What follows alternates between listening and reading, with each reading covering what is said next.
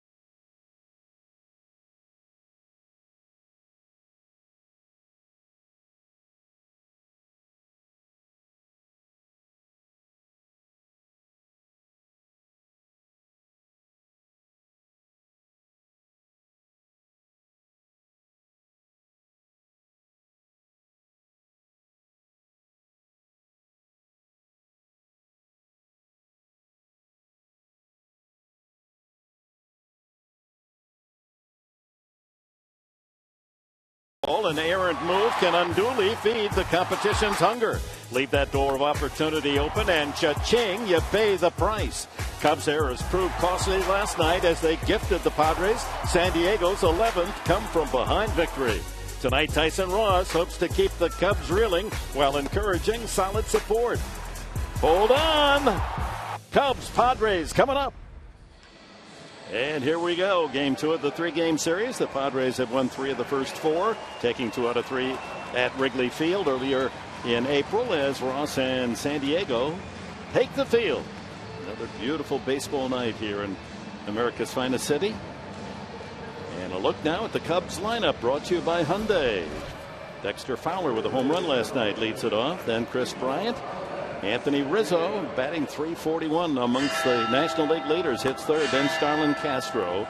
Miguel Montero behind the plate, the left-handed hitting catcher. Jorge Soler in right field. Chris Coghlan, a pair of solo home runs last night. Tsuyoshi Wada, the left-handed starter, bats 8th. And Addison Russell, the rookie second baseman, 9th. Hey, let's take a look at the big right-hander. 28-year-old Tyson Ross making his 9th start of the season. Strike 1, so very important. We know the damage he can do and put away with the slider. A lot of swings and misses. He's got the 2-seamer, the 4-seamer, the slider, and occasionally a changeup from Tyson Ross. Looking for his 3rd win of the season to level his season's record. Opposing hitters batting only .250 against Tyson Ross, who has that wicked slider. Here's the Padres defense behind him, brought to you by your San Diego County Ford dealers. In the outfield, left to right, it's Upton, Almonte in center, and Kemp in right. Middlebrooks and Solarte at the corners of the infield. Barmas at short and Jerko at second. The double play combination. And Tyson Ross will be handled by Derek Norris behind the plate. Dick, I've been thinking about this all afternoon, and you know what I'm smelling? I think Dexter Fowler is going to try to lay down a bunt right out of the get-go. I think he's going to either try to drag it or try to beat Middlebrooks down the third base line. But we're set to go. I'm excited for a big league ball game. How about you? Absolutely. Ideal conditions. Joe Madden paired against his former colleague with the Angels as coaches under Mike Scioscia. Joe Madden and Bud Black. Fowler hitting .269. But against San Diego in his career, a .379 hitter. Middlebrooks off the line and on the grass at third base, respecting the bunting talent of Fowler.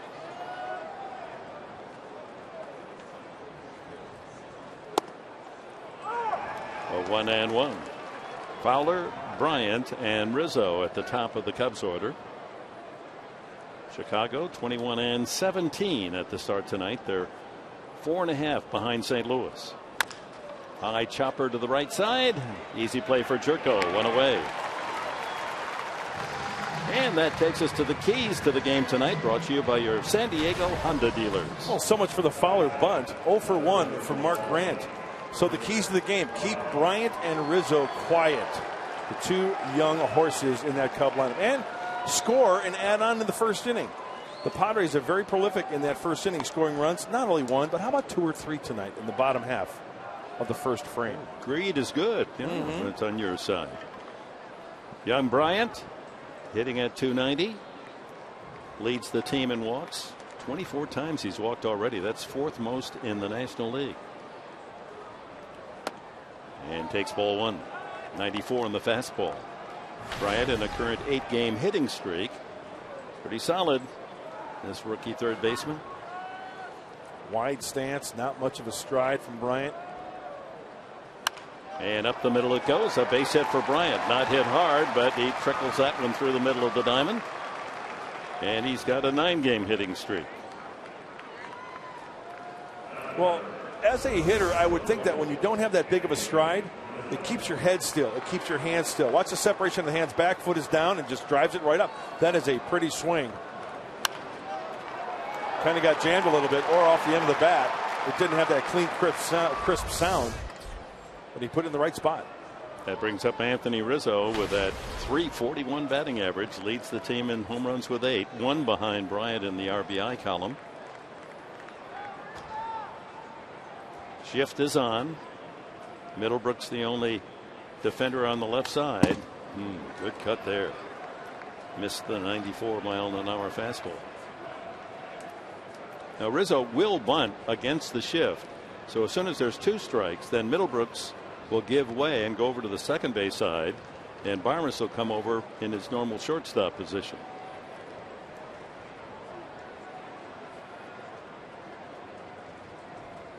Well, that first pitch was right there. Yes, it was.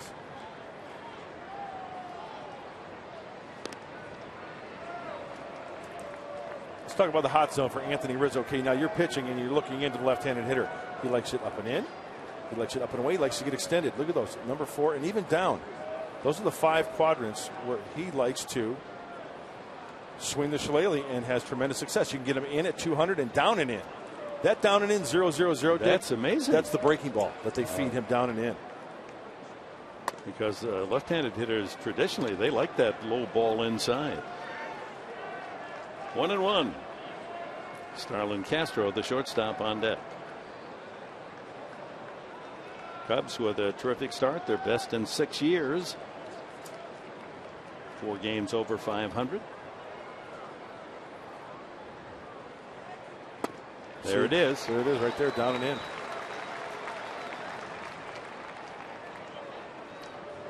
Chicago winning 6 of their last 8 games. They're a team that walks more than any National League team and strikes out more than any team in the National League.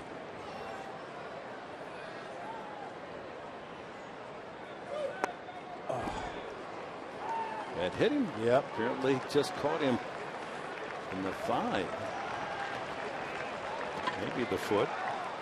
And Rizzo, who crowds the plate, does get hit a lot. That is the 12th time he's been hit by a pitch. That's that slider down and in. Gets right on the top of the left foot. And you know, when you're committing and you're in the batter's box, it's kind of tough to transfer that weight to get out of the way when you're striding like that. But he was trying to go to that .000 batting average down and in. So hitting cleanup is Starlin Castro. 2 on with 1 out here in the first. And he pours in a strike at 87. Good slider. Good first pitch slider.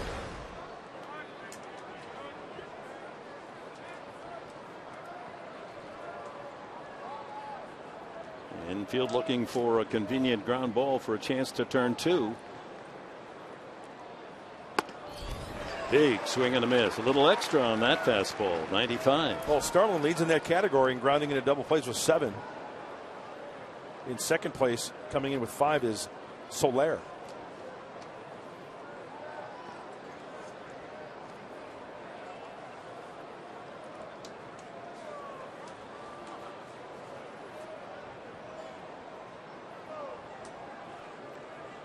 There go the runners.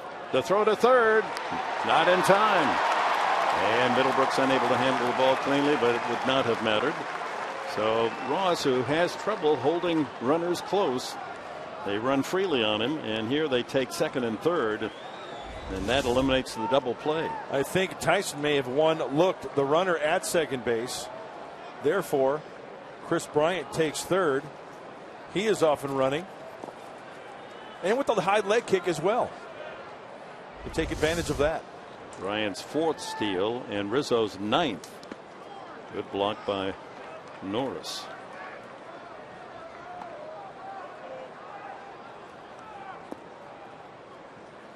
Well, here's the spot for the strikeout. Infield is back. Rather give the Cubs a run on a grounder and get an out. Rather than bring it in, you get a chopper over somebody's head, then 2 runs score. Line drive, 1 hop by Barmes. He has a play at the plate, but goes across the diamond for the sure out. As the run scores, Bryant to make it 1-0.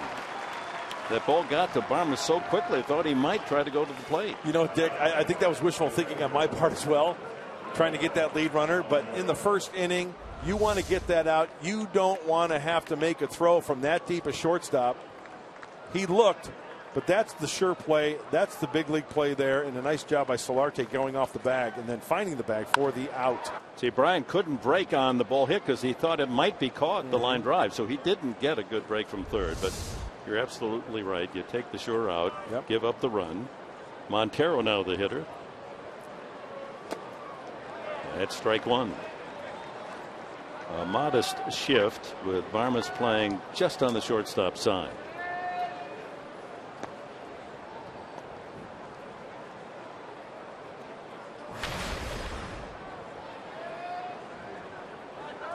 Good numbers for the former Arizona Diamondback receiver.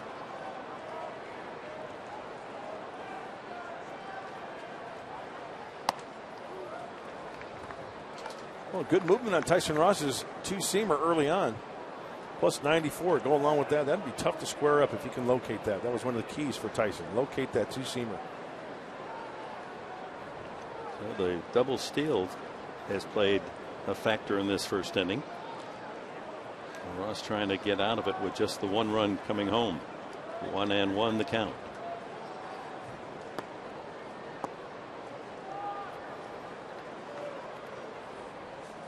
Cubs have outscored their opponents this year in the first inning, 21-16. It's a very prolific inning for Joe Madden's Cubs.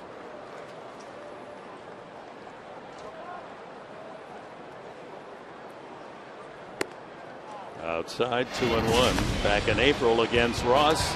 Montero going the opposite way at Wrigley with a home run. One of his 4 on the season.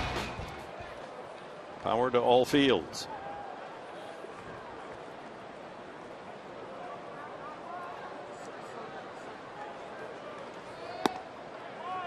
3-1. So the next pitch will be his 19th, and that's exactly what Ross has averaged in the first inning this year. 19 pitches.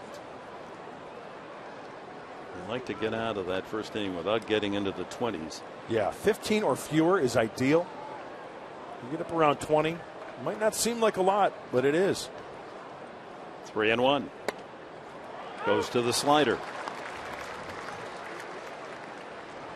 That's a good sign. 3-1 slider for a strike. So a single by Bryant, a hit batsman, a stolen base, and a ground out. And the Cubs have a 1-0 lead.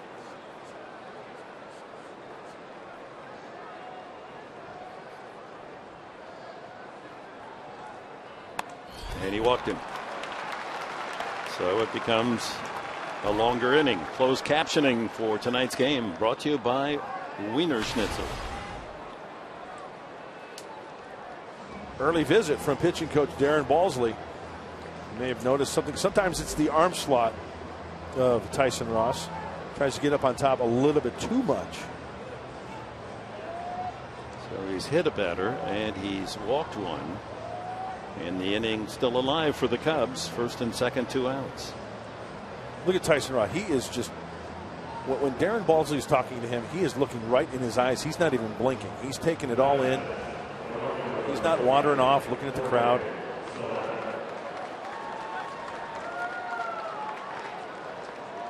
'23-year-old Jorge Soler, big guy built like a linebacker, 6'4" and 215.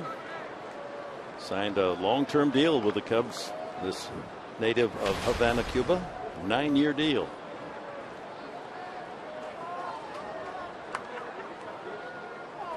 He strikes out more than any Cub, and among the league leaders, in fact, in that category. 56 times he's punched out. Well, Mark Sweeney mentioned it in the pregame show, controlling the running game against the Cubs and limiting the walks. Cubs have done both in the top half of the first. Ross jumps ahead, 2 strikes.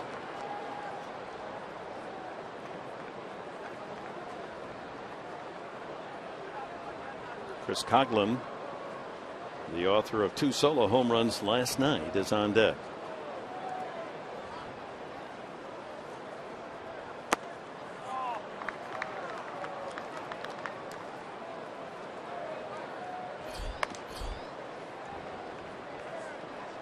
So 24th pitch coming up here in the first inning.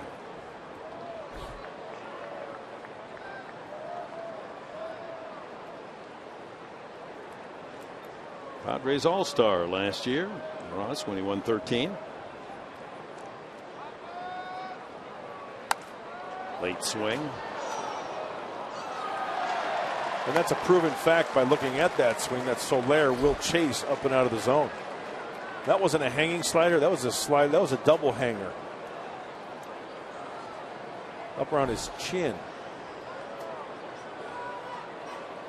And he was hacking at it. Rizzo at second. Montero at first with 2 outs. A run home here in the first.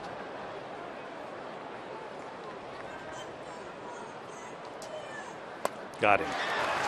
But on a hit batsman, a steal, and a ground out. The Cubs have a 1-0 lead.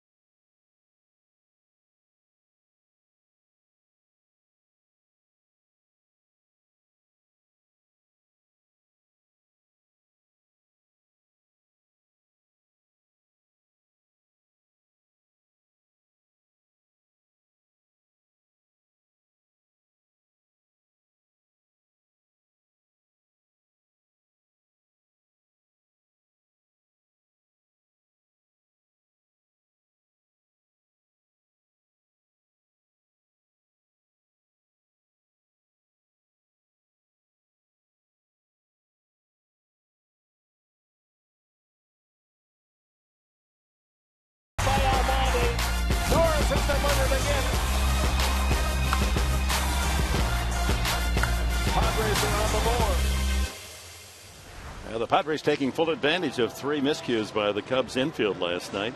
All 3 errors to start an inning. Now, it's like a walk to lead off an inning, but even more emotionally damaging. You just don't want to give an extra out. Here's the lineup for the Padres tonight, brought to you by Toyota. Almonte will kick it off first, then Norris, Kemp, Upton, and Solarte batting 5th. Jerko in the 6th slot. Will Middlebrooks back in the lineup against the left-handed pitcher. Will bat 7th, then Clint Barmas and Tyson Ross. Well, the Padres go with an all right-handed hitting lineup against this veteran left-hander, 34-year-old Tsuyoshi Wada. And the scouting report is brought to you by Verizon Wireless. 2-4-seam fastball and a split, mixing the slider. He's not too overpowering, 88 to 90, and he likes to pitch up in the zone with that fastball. His debut here this season. In spring training, a groin injury. Finally recovered after mid-April. Went to the Iowa AAA Farm Club of the Cubs. Pitched well there. 1-3, but his ERA a sparkling 2.86.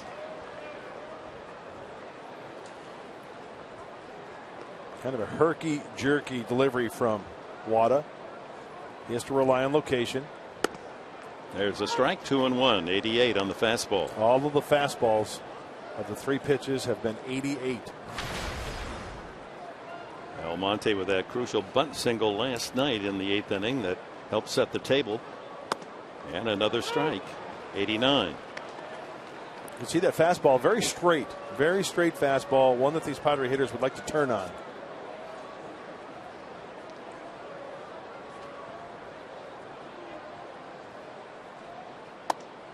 Takes high, and he's going up the ladder, 88, 89, now 90 miles an hour. Very slow and deliberate, but kind of herky-jerky as he perches over that mound and then drives, wraps that long stride from Wada.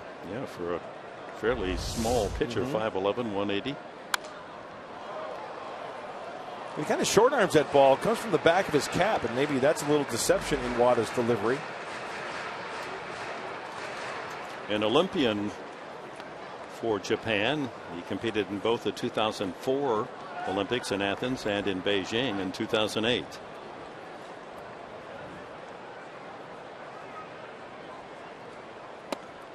Strike 3 called. Almonte thought he had ball 4.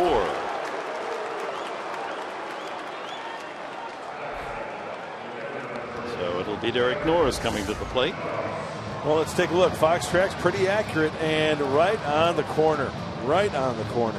Paul Nard, the plate umpire, saw it that way. Norris, the star last night, and continues his outstanding hitting, especially with men in scoring position. And against left-handed pitching, the best the Padres have. He's hitting .433 against southpaws this year.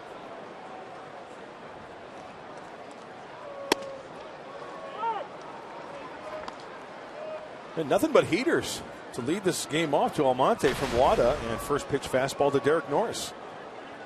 25 RBIs now for Norris, just behind Upton's 27.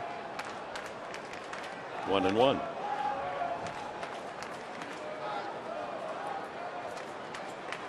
Baltimore signed him. There's Upton from the Japanese league and came over to the States, not Wada. And injured his arm, had Tommy John 2012 in spring training, and pitched in only 1 game in 2012. Cubs have signed him last year as a free agent.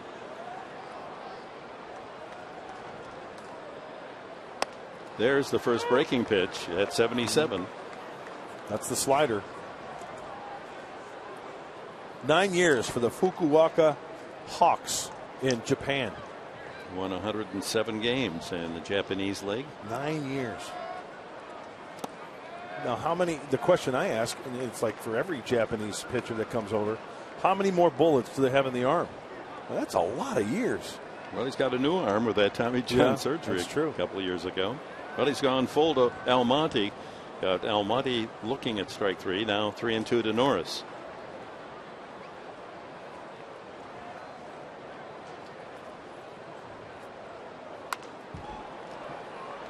High fastball.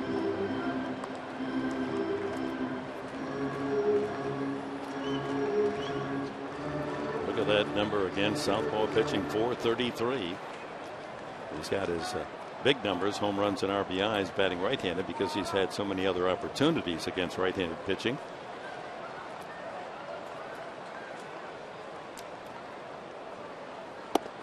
Strike 3 called.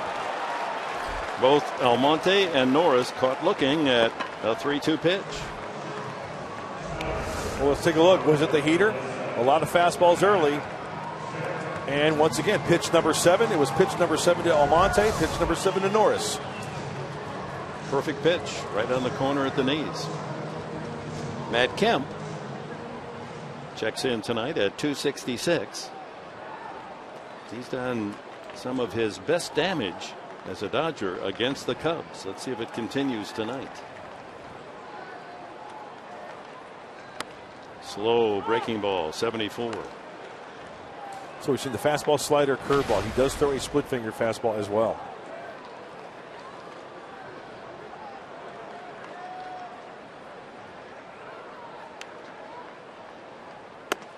Another strike.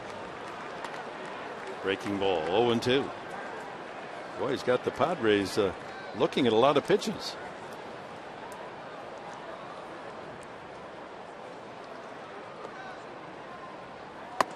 And he strikes out the side. An impressive first inning for Yoshi Wada.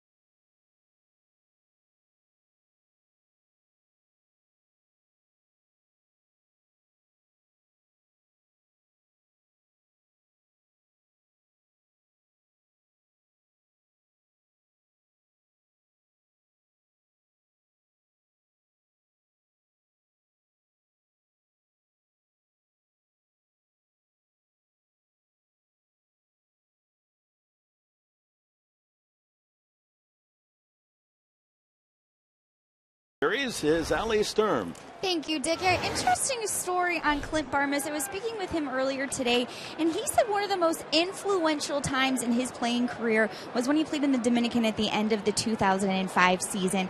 He said it helped his defensive game because the fields were not as prime as they were in the U.S. He was helping him field ground balls and just overall step up his game.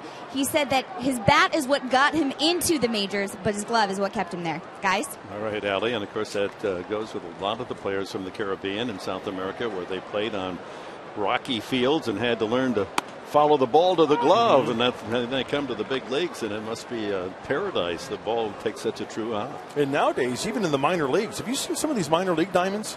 Immaculate. Back in the day, it was like playing in a parking lot. Chris Coughlin, a couple of home runs last night. Not this time. 3-hopper to Jerko, backs off and throws him out. Well, you look at some of the old black and white footage of Major League Baseball. I mean, we're talking about Yankee Stadium and Ebbets Field. And, I mean, the grass is all clumpy and the dirt has big clods in the base pads. They didn't rake the infield 3 times a game like they do now.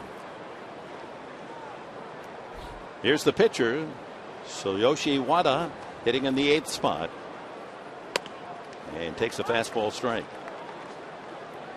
Joe Madden, apparently that's going to be the formula for every game. Pitcher will hit 8th.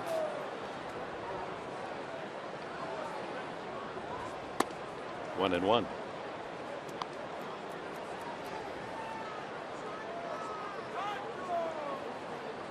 Tell you, if you ever get a chance to sit down and talk with that man right there, it's going to be quite a conversation. Media loves him. I mean, he's a quote machine. Smart baseball guy, but well-rounded, any subject. Great sense of humor. Great stories from his minor league days. 61 years young, Joe Madden. And 2-2 now to Wada. We were talking about it yesterday, and it bears repeating. His philosophy of win or lose after a game. 1 for 20 lifetime, Wada, and down he goes swinging. Second strikeout for Tyson Russ. That he has a 30-minute rule after a win. Celebrate in the clubhouse with your teammates. Enjoy a win. That's what it's all about. If you lose, 30 minutes, get over it. Yeah, I like it. And then go on about your business. Too many times, players, coaches, they maybe hang on to it too long and it eats at you. You go to bed and you're thinking, oh man, and then it's the next day you're still thinking about it. Not the philosophy of Joe Madden. I like that. You leave the clubhouse and you leave both the wins and the losses there. But it's nice to, don't treat wins just casually either. Yeah. Come on, enjoy them. No question. Young Russell hitting .253 with a couple of home runs, and Ross jumps in front, 2 strikes to this 21-year-old.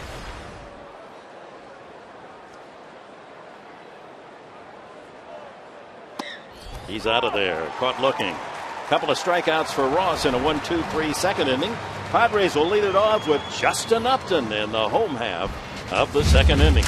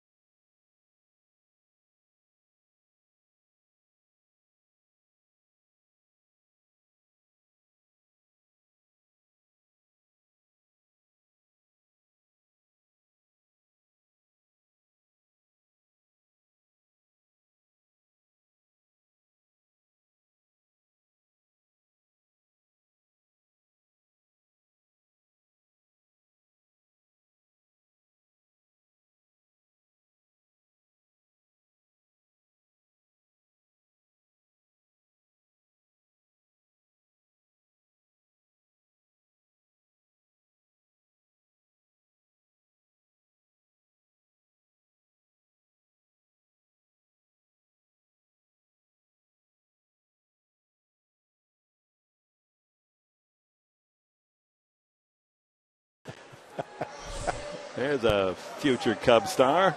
Welcome back. Bottom of the second. The Cubs defense brought to you by Renovation Realty. Coughlin in left, Fowler in center, Soler in right.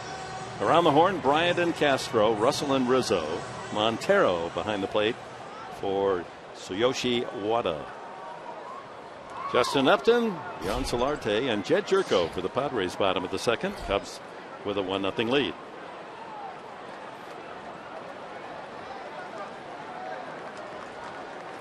He's got to be looking fastball this at bat. A lot of fastballs. 89 fastball. The Padres taking it so far. Leading the club in home runs and runs batted in. And stolen bases with 8.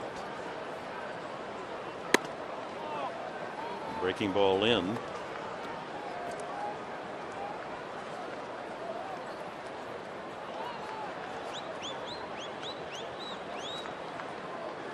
hopefully one of those fastballs into the hot zone of Upton. Big swing off speed. Another slider from Wada, and we talk about hot zone. Okay, you're looking and you're the pitcher, and this is the plate against Upton. He likes to get extended.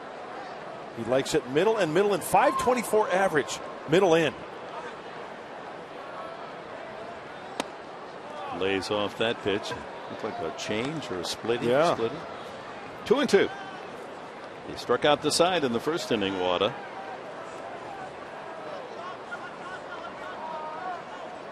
This is the split finger or change up. Boy, 4 in a row. Padres not even fouling a ball off. Jan Solardi steps up. High change up. And as we take a look inside the glove of Wada, it's almost like a split change grip. It's not a true split fingered fastball, and it's not a true circle change. And you can see it tumbling there, and the swing of Upton really off. What's the word I'm looking for? Off balance. There you go. Off balance swing of Justin Upton. Yeah, that's what a good pitcher's trying to do. Solardi much better numbers on the left side than right side. But he singles up the middle right-handed, and that's the first base runner for the Padres. Ends that streak of 4 consecutive strikeouts by Wada. I think Solarte adds that energy to the San Diego ball club. With Will Myers out on the DL, he did the same thing. A lot of these guys have their own certain way about going about their business. You know, if they're kind of low under the radar, you know, they're not hooting and hollering each and every play. That doesn't mean they don't care. Sure, they want to succeed, but Solarte, Will Myers, they bring that energy to the club. You could see that after he singled and was on first base. We saw it from Derek Norris last night after that double he hit to drive in a run. Jed Churko takes in the dirt. So Solarte was only 3 for 24 batting right-handed. Gets a single in his first trip tonight from the right side. Now Churko's another Padre hitting well against left-handed pitching so far this year. 375 against lefties.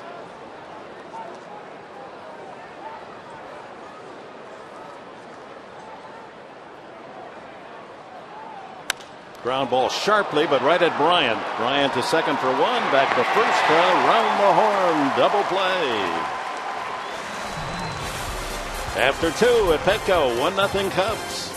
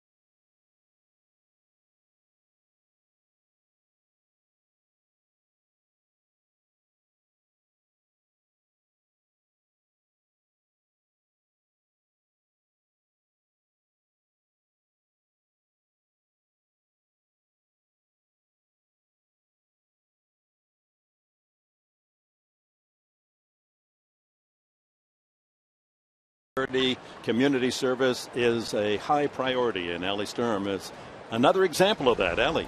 It is, Dick, and I'm here with a very special Dick, Chris Zichler, who is the president and CEO of the Make-A-Wish Foundation in San Diego, where Matt Kemp is heavily involved. Chris, how inspiring has Matt's influence been to this program? Oh, it's been wonderful since Matt came into town.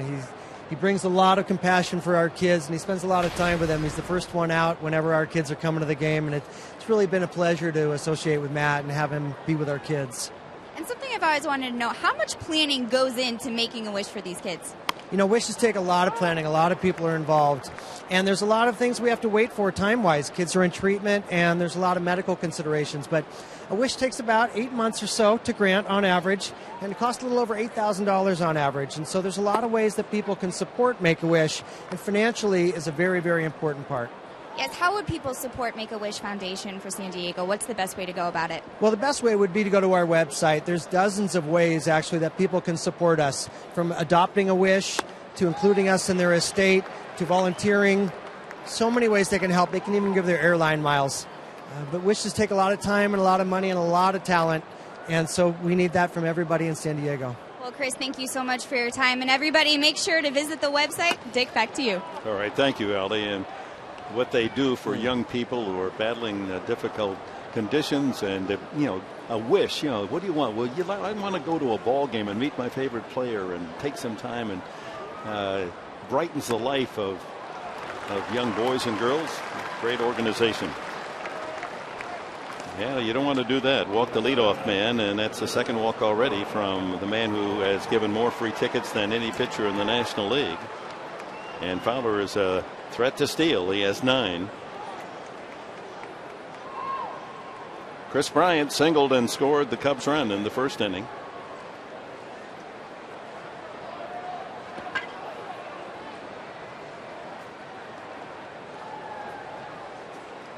It'll be an upset if Fowler isn't going. It's almost like every time you got to anticipate him going. Let's see if Tyson Ross, if he continues to use that traditional high leg kick to try to make a good quality pitch and not rush with a slide step. High leg kick, short strider, Tyson Ross. That's a long lead. That's a big lead for Dexter Fowler. Ground ball, one hop. Middlebrooks. Jerko back to first. Not in time. The throw from Jerko pulling Solardi off the bag. So Bryant safe on the fielder's choice. Well, okay. Bryant runs well. Yes, and progress from Tyson Ross, getting a ground ball to his third baseman and making that play to second base. Nice feed right to the chest, and Jed just kind of gets underneath that one, works underneath that one, and it's almost like a two-seamer down and away off the bag for Solarte. Clearly off the bag. Yeah, good throw, would have been a double play.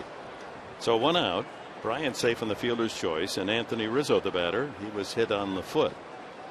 That was a key part of that run in the first inning. Moved Bryant to second base, and then the two of them pulled off a double steal. And Castro's ground ball got the Cubs run home.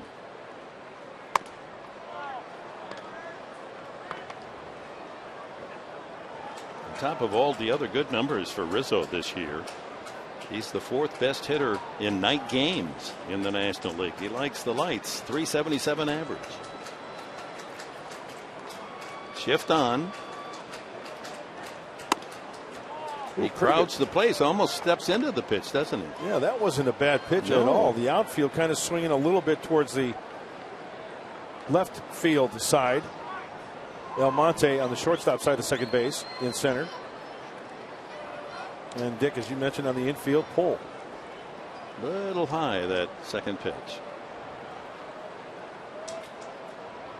But the way Rizzo backed off, you would have thought it was inside. It was right over the middle of the plate.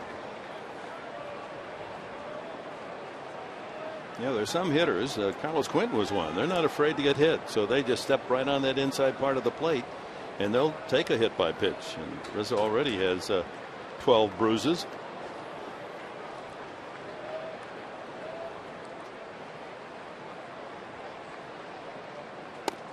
That's in there, the slider. But when you're that tight to the plate, the ball on the outside corner is like right down the middle for you. Yeah. Dick, look at that back foot. You just mentioned it. How close it is. There's the batter's box.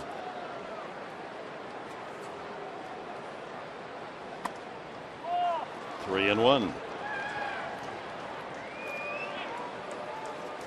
To me, whenever a hitter was on the plate, that meant he liked to turn on the inside stuff. When a guy was away off the plate, that means he liked to dive towards the outside part of the plate. And I'll guarantee you, of those 12 hit batsmen, majority of them are breaking balls down and in. Runner goes. Strike at the plate. The throw is in time.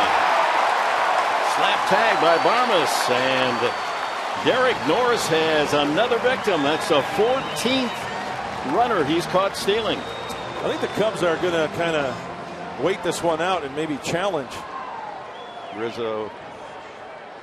Tyson Ross stay off the mound. Don't get back in contact with the mound yet. Took that for a strike. It's 3-2 on him. Yeah, his foot was in the air, and Barmas clipped him up on the side of the shoe. So no challenge. 3-2 now to Rizzo, and a ground ball into the shift. Backhanded by Jerko. Throws him out. Boy, there's a classic example of a ball hit well, and the shift denying the base hit.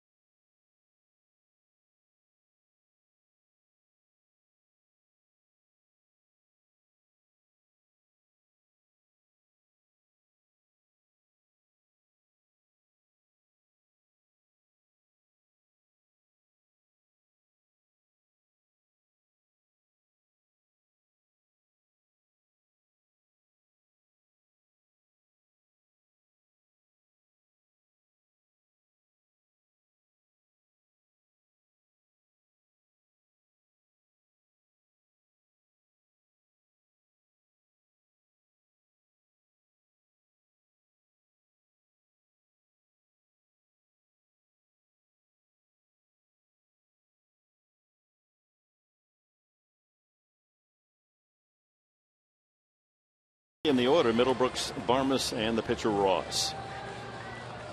And Derek Norris continues.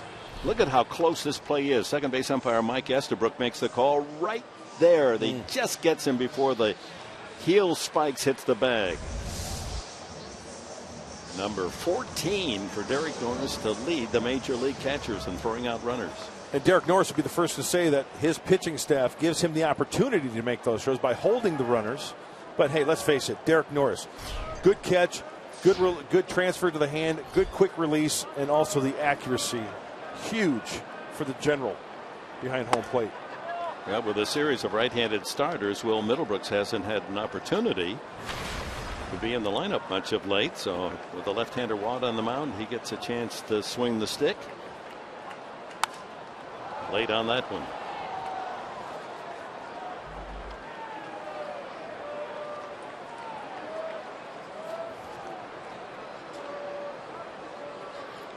Will did start the Sunday game against Washington. Went 0 for 4.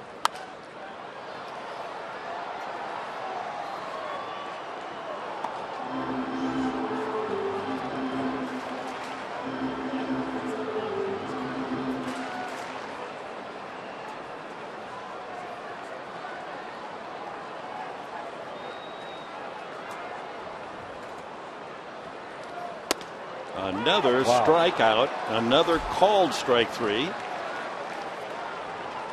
The 5th strikeout for Wada. 3 of them called. It was definitely something off speed. It had a little bit of a wrinkle in it. Sometimes that changeup split, if you want to call it that, will act as a slider, but it's definitely high enough, catches a lot of the plate. Boy, he's hitting that corner time sure and time is. again, isn't he? Yes, he is. Clint Barmes.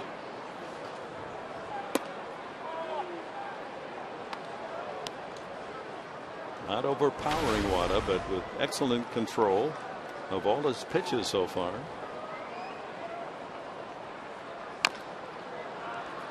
One and one to Barmes. Yeah, you look at Wada over the course of his career in Japan, 9 years. He did not walk a lot of hitters.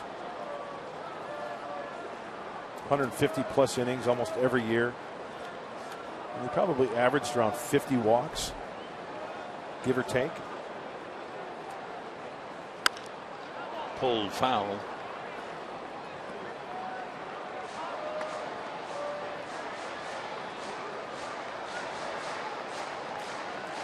Tomorrow night, the final game of the series. Remember, folks, it's an hour earlier. It's a 6:10, not a 7:10 start. Another called strike three. Goodness. Wada's got the Padre hitters mesmerized. Looking at strikes after strikes. Well, Dick, he is hitting his spots. He's staying consistent in the bottom of the zone. And that fastball there gets Clint Barmes right at the knees, inner third of the plate. Well, he's so quick with that arm from behind his cap, out in front. Before you know it, sneaks up right on you.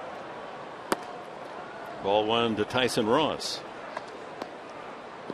Padre pitcher has a couple of hits this year in 15 at bats.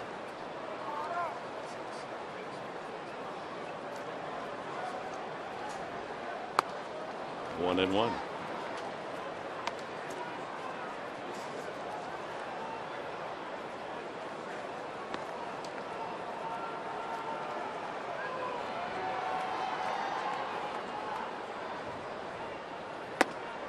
Wada's strikeout high in the American major leagues is 8. He's one pitch away from logging 7 strikeouts in 3 innings tonight. Struck out the side in the first, another strikeout in the second. And he has 2 more punch outs here in the third, and ahead of the pitcher 1 and 2.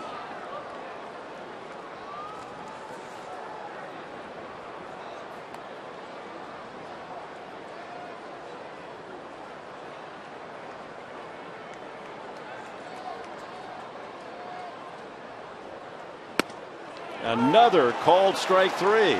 All 3 hitters, Middlebrooks, Barmes, and Ross, caught looking. 7 strikeouts for Wada.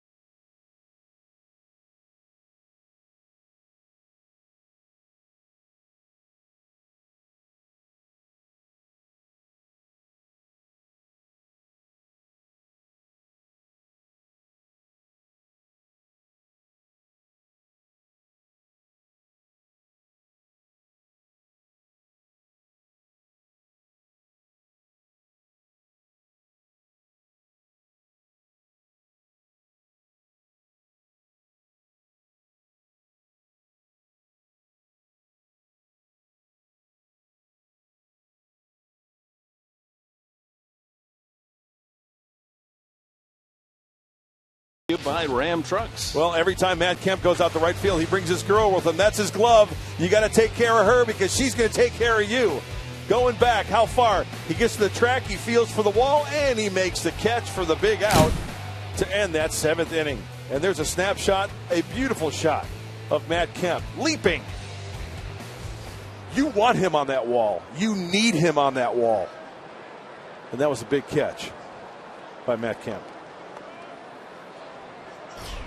We advance to the fourth. It'll be Castro, Montero, and Soler, middle of the order for the Cubs, with a 1-0 lead.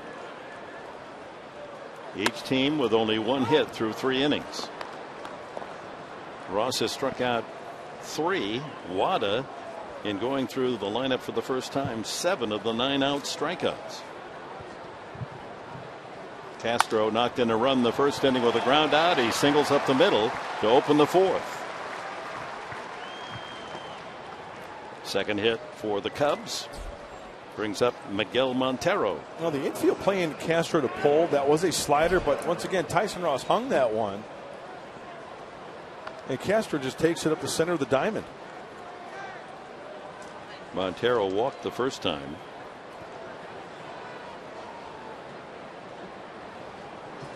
Shift on, not quite as drastic.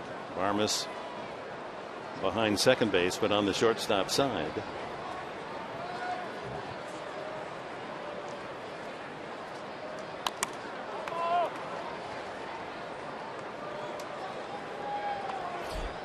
Montero very open about his love for dancing. You know, those catchers, they're down in that squat position all the time, and they get up on their feet on that dance floor. They can click their heels pretty good. I'm surprised at that because of being a catcher and getting beat up behind home plate, being able to get out on that dance floor and polish some tiles. Trip the light, fantastic.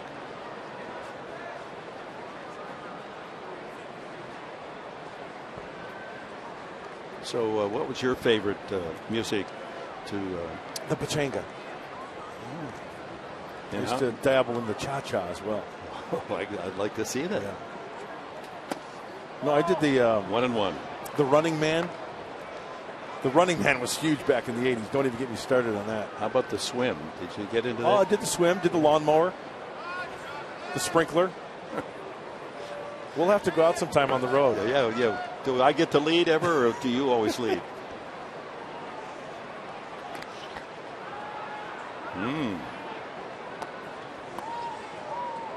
Ross trying to keep Castro close. 1 ball and 1 strike.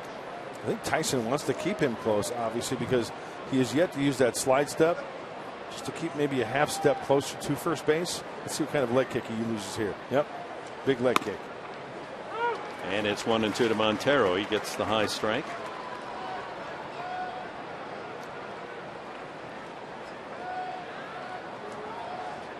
Castro has 4 steals. The Cubs are doing a lot of running. Yeah, they got a couple of steals tonight. They have 39 on the season. That's the second most in the National League, behind Cincinnati. Could be 2. Jerko. And a double play turned by Barmes at second. So Barmes playing almost on second base. So once it got to Jerko, not a lot of range for Barmes to get to the bag. Here it is out of the shift. Good throw by Barmes. And Mark Sweeney is down by the Padres dugout. He's got a bird's eye view coming his way. How'd that look, Mark? That looked great. And you get that double play, which I love hearing Dick Enberg say, a double play. Oh, yeah, it's no secret. That's my favorite moment of those you can anticipate anytime you come to the ball yard. There's a chance to see one or more double plays. 4 seconds time, folks. 4 seconds. The ball has to be hit. It has to be fielded. It has to be thrown. Has to be caught. Has to be thrown. Has to be caught again, and you get 2 outs. How beautiful is that? You can't beat fun of the old ballpark. Soler, big wave and a miss. He struck out the first time.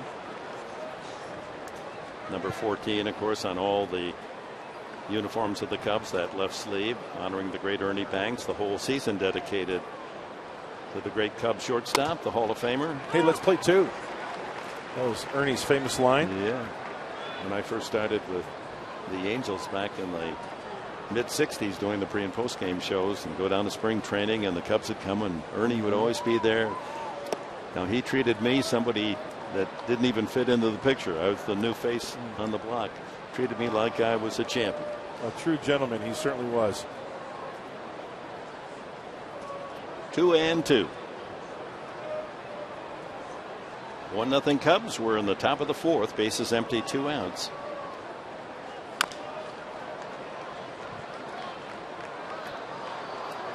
You know, guys, you look at the Cubs, and Joe Madden has tried to change the culture around there, and all the guys up on their seat, the everyday players, the communication they're having. You watch over in their dugout, and they're constantly having communication. They have definitely changed the culture over there in the dugout. Not just sitting back on the bench with their feet up and chewing the bubble gum and seeds. That's a seed to right center field, and hustling to cut it off is Almonte. And Soler will hold on a long single. Oh, how big is that double play now? Brings up Chris Coghlan. Once again, it looked like another pitch that was up in the zone. The single to Castro was a high slider. Kind of an inconsistency tonight so far for Tyson with that slider. He's got a good one when he keeps it down, but when it's up in the zone, it's going to flatten out a little bit.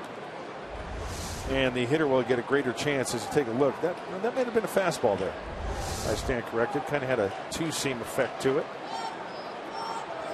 Coghlan grounded to second, his first at bat.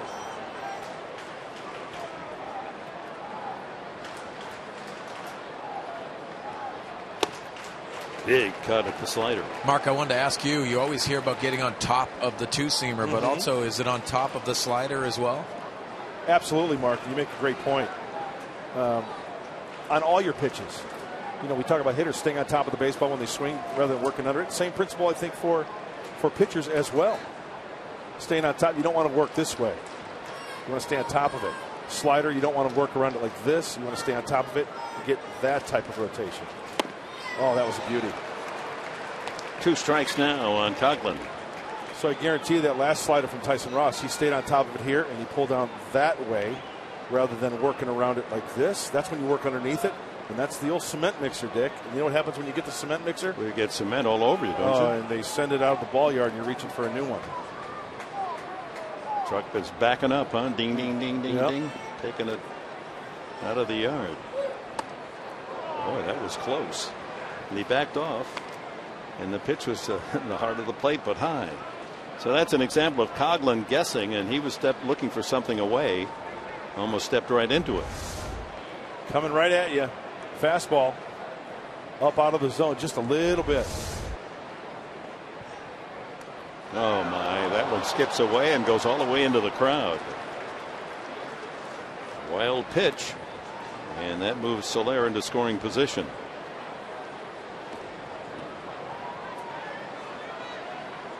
So 2-2 to Coghlan. The pitch count continues to rise. 65th coming up. In the inning, Castro singled a ground single to center. Montero grounded into a 4-6-3 double play. Soler a line single to right. Now Soler has moved up on the wild pitch.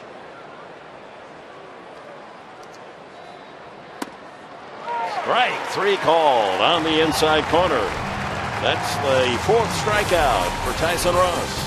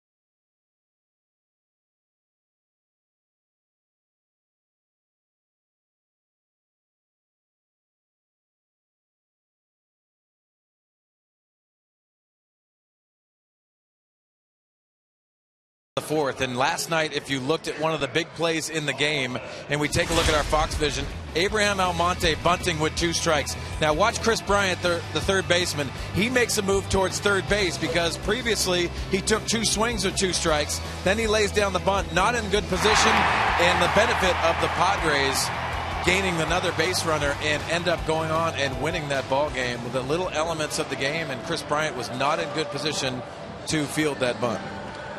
Yeah, in that inning, Clint Varmus safe on the air when Russell dropped his fly ball in shallow right field, and then Almonte, as a pinch hitter, failed to sacrifice on 2 tries, and then the perfect bunt for a base hit. So 2 men on and no one out, and eventually the Padres got the 2-run double from Derek Norris to win the game. Almonte, one of 7 men of the 9 faced by Wada to strike out. Well, second time through, maybe they have a little better idea of what this crafty 34-year-old left-hander is going to throw.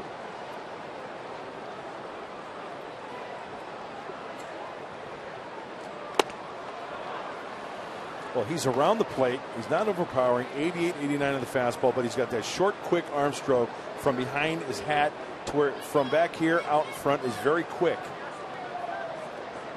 Tough to pick up. 2-2 to Almonte. And he's finishing off his pitches quite nicely.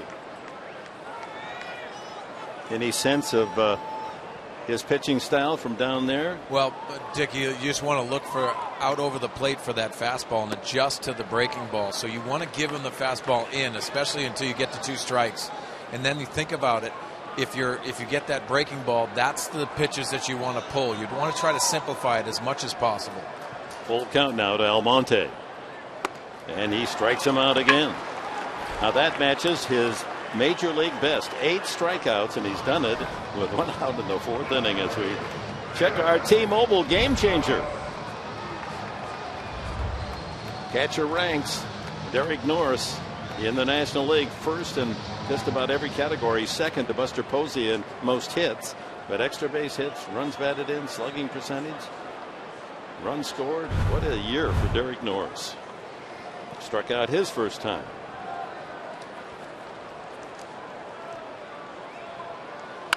Ground ball into left field for a base hit. That's the second hit for the Padres. Solarte with the other.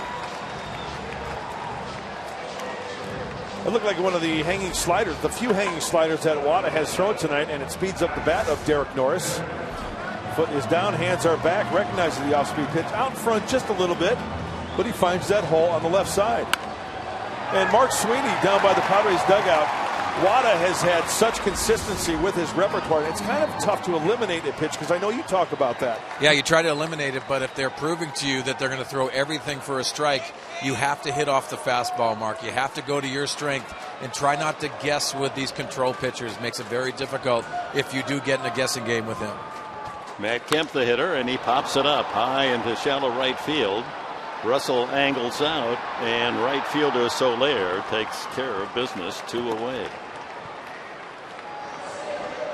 And the struggles for Matt Kemp continue. Left fielder Justin Upton. He struck out swinging the first time.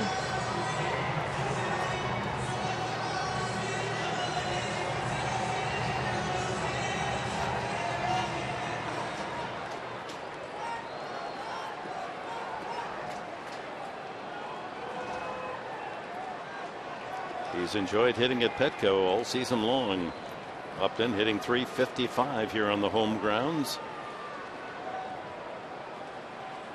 Line drive deep to center field. How far will this one go? How about all the way? Touch them all.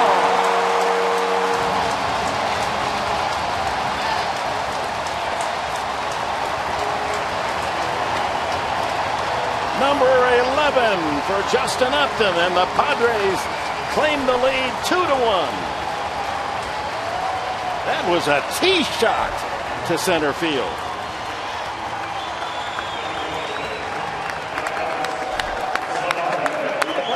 In the first at-bat tonight, Wada threw a fastball pretty much in the same spot. Upton took it for a strike. He ended up striking out. That pitch, first pitch fastball, down the heart of the plate, knee high, and he that ball. Yeah, I don't know if crushed has 5 syllables, but he that ball. It's like putting a ball on a tee and driving it down the middle of the fairway. And he knew it. As soon as he made contact, he kind of admired it, and rightfully so. He's among the National League leaders. Bryce Harper leads with 15. Now Upton with 11. Swing and a miss by Solarte, who singled up the middle his first time. 2-1 on Young.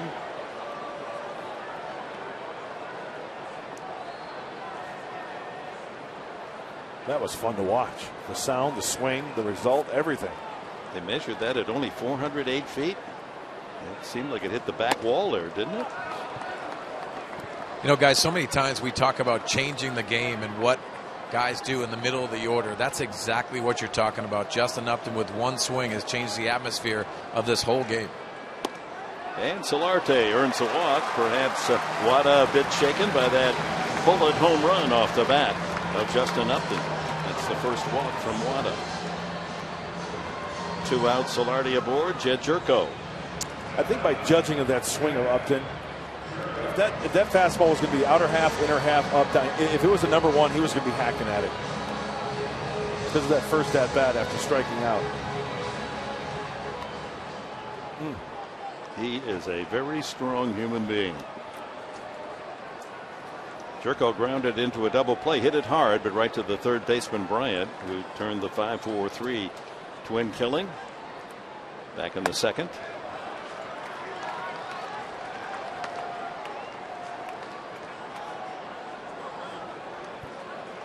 .325 here in the month of May with a couple of homers.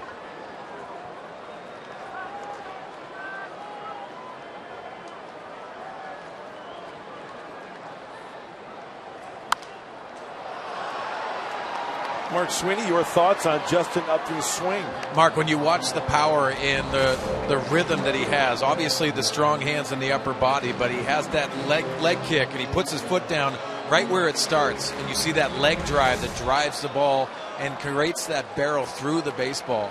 It is a loud sound, especially down here. Beautifully compact, isn't he? It is, and it's a short swing to the baseball, but long through the baseball. High fly ball sailing into the right field corner and into foul territory. That had pretty good distance. Just away from Soler. A long strike.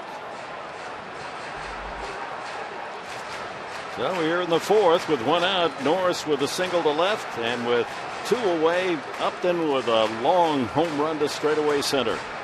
And the Padres lead for the first time 2-1. Mark Kotsay applauds that effort.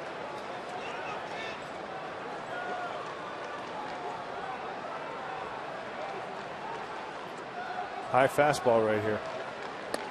Strike 3 called. Another strike 3 looking. That's 9 strikeouts for Wada. But the Padres in between the strikeouts get a single. And this swing from Justin Upton.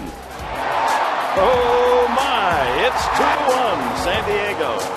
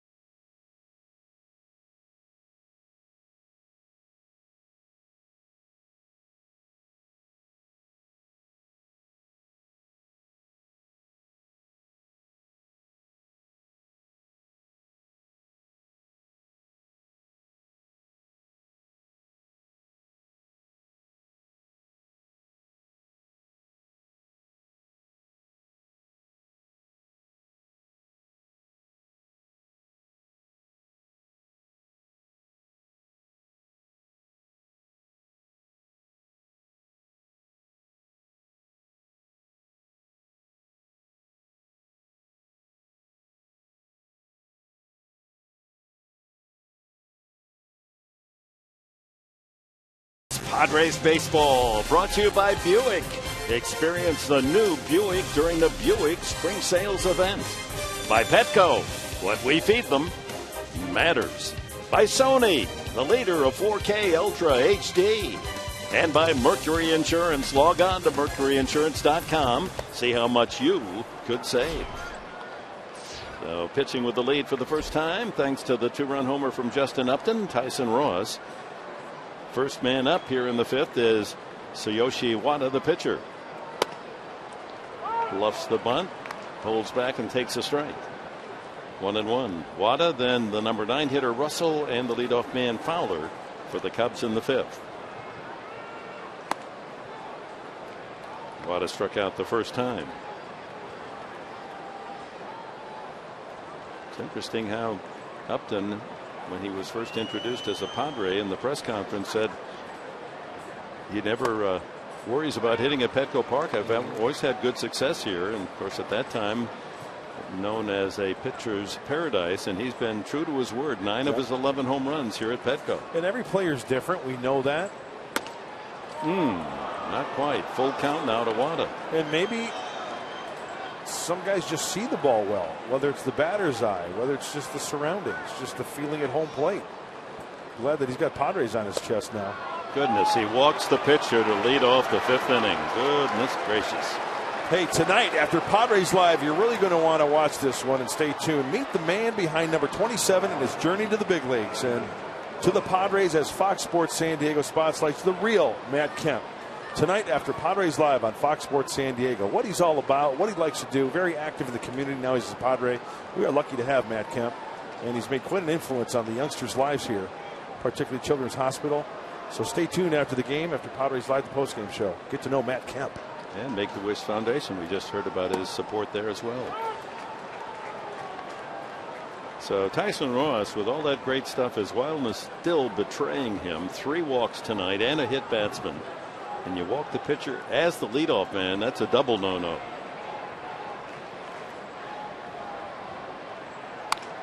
Watch out. Screaming line drive deep into the lower deck. Russell took a 3rd strike his first time.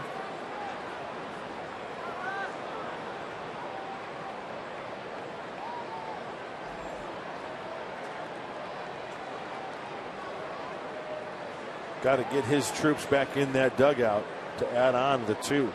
Tyson Ross. Got him. 5 strikeouts now for Ross. To the top of the order, Dexter Fowler. Fowler grounded out and walked in the 3rd. Well, that was a classic uno dos adios to Addison Russell. Padres starting pitching, and 5 strikeouts from Ross tonight, adding to their National League best.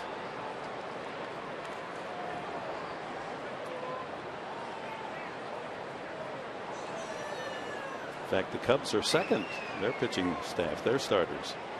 Ground ball sharply, fair ball under Solarte's glove, and Wada, the pitcher, around second, heading for 3rd. He's going to be waved home. Here's the throw to the plate, and he is safe.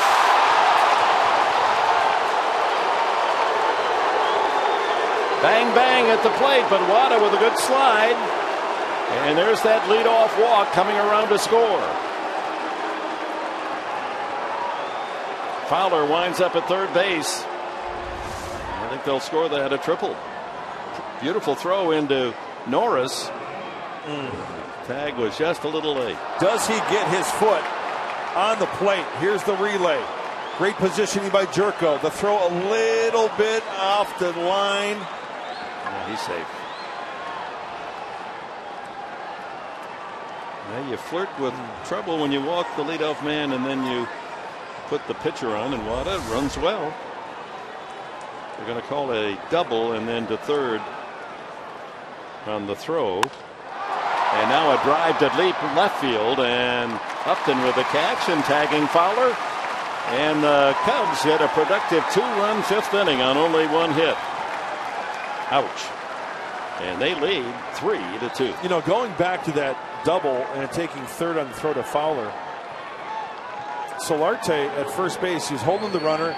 He went to field his position, then he had to go back. So it's almost like his momentum going one way, and then the ball is in between him and the bag. He's got to dive towards the bag again, and he was just that far off the bag to where it snuck in between his glove and the first base bag. And that was the double, taking third on the throw. So credit Chris Bryant with his 25th RBI of the season. You know, Mark, to your point, as a first baseman, and Solarte has not played a lot of innings over at first base, but coming off the bag, you have to be in position to go either way. And when your feet are not in position to do that, very difficult if you get your body out of whack. Those are little things at first base that you have to be better at. Now the official score has just changed Fowler's hit to a triple. Drives in his 12th run, and Bryant knocks in his 25th. And he strikes out Rizzo on 3 pitches, but the damage done.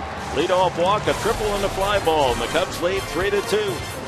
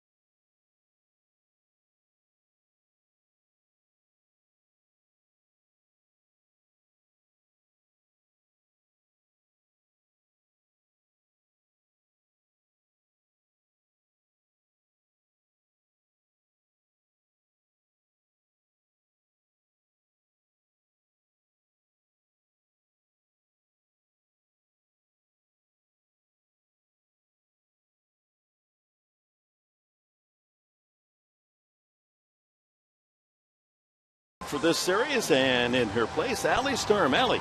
Thank you, Dick. With Will Middlebrooks up to bat, I want to tell you 3 things you need to know about Will. First off, his sister and his mother are art teachers. His sister went to Tulane Art School and is actually a talented tattoo artist. When I asked Will if he has any artistic skills, he said not one bone in his body. He said that his motto his father's been telling him since he was a little boy is finish everything you start. And finally, I asked him who would play him in a movie of his life, and he said, hands down, Vince Vaughn. Dick, I think he dubs himself a pretty funny guy. All right. He's a good guy, too. A big Texan. So Wada scoring a run himself after being walked by Tyson Ross after giving up the lead on the 2-run homer by Upton. The Cubs come right back with 2 of their own and a 3-2 lead. Technically, Mark Grant, we're at the 40.5 games, right? Right. You multiply that by 4, what do you get? 162. 62. Right? Yeah. So we are at the quarter mark. Watch out, and what a play by... No, he doesn't make the play. Middlebrooks into second, and he's safe. So Russell and Soler on that flare to right field. Soler's ball, but Russell seemed to be calling him off. And neither man can make the play. And the Padres get a break on another defensive misplay by the Cubs. I was watching the swing and the ball off the bat. I did not watch Soler. Maybe he kind of held his ground, went back a little bit, but maybe it was one of those in-betweeners as well. Well, Russell may have shielded him from the ball the way he made his dive in front of Soler. It looked like Russell maybe drew a little leather on that. Mark Sweeney, what did you see from down your vantage point? Well, you know what? It was in no man's land, but if you're an outfielder and you have an opportunity to catch that, you have to communicate that with the infielder.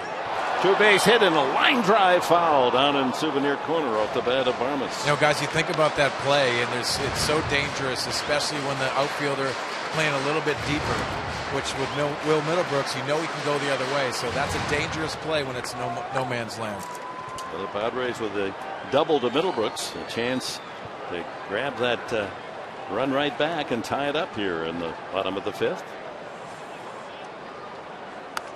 Trying to go to right field. Soler, let's watch him as this ball is up in the air. Oh, he looked like he broke pretty quickly. Well, see, Russell had to be a distraction. Goodness. Jumping right in front of Soler's sight line. I just think sometimes there are those balls that aren't hit high enough, and that one was one of those in-betweeners that nobody had a chance to really camp underneath it. You know, guys, you think about what happens before that play. If you're an infielder, you always peek over and see where the outfielders are playing and the positioning of the outfielder. Soler was deep in right field, and that's the reason why probably Russell had that diving opportunity. Situational hitting for Clint Barmas, trying to move that runner over to third. He's tried to hit a couple of balls to the right side, but fouled them off. Montero and Wada. We're talking about the international nature of this game. Montero is Spanish born, but grew up in South America, and he's out there communicating with a former star in the Japanese league. But the universal language is fastball, slider, there split, you go. right? Whoa, up and in. That's that four-seam fastball that Wada likes to go up and out of the zone. Done by design. Yeah, well, the velocity is at 90. That's been tops. That arm speed, he's quick. He is very short and quick through the throwing zone. Absolutely right. Short arm stroke from the left-hander. Hits him. 90-mile-an-hour fastball, and Barmas clipped in the leg. Now the Padres have 2 on with no one out here in the 5th. Tried to bury the fastball in. Any way you can get on base. Put a little bit more pressure on Wada.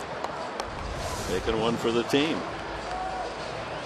Joe Madden nodding out to Anthony Rizzo as they put on the play here, anticipating the bunt from Tyson Ross. Ross struck out looking his first time.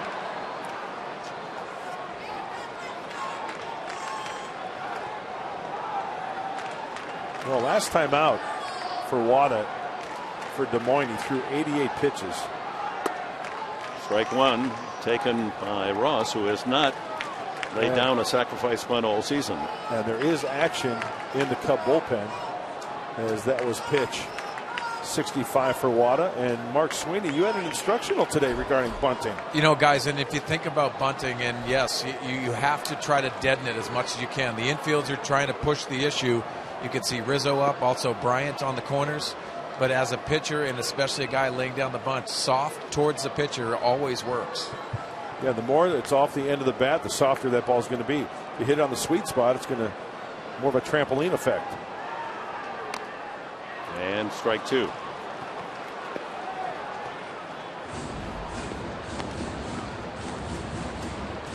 There's just so few pitchers that can execute a sacrifice bunt anymore. I mean, it's not just the Padres, it's throughout the league. I mean, it's an art form that has escaped the modern day player. Got to get it done. Padres do not have a sacrifice bunt by a pitcher all year. Now he's swinging away. Ooh, Rizzo's only 45 feet from home plate.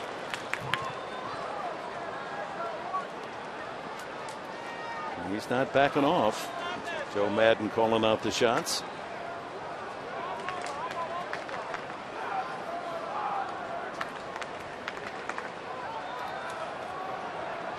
Now he's squaring. Could it be the Butcher Boy? Nope. He's the bunt. The throw to third, and they get the four. So Padre pitcher still without a successful sacrifice bunt.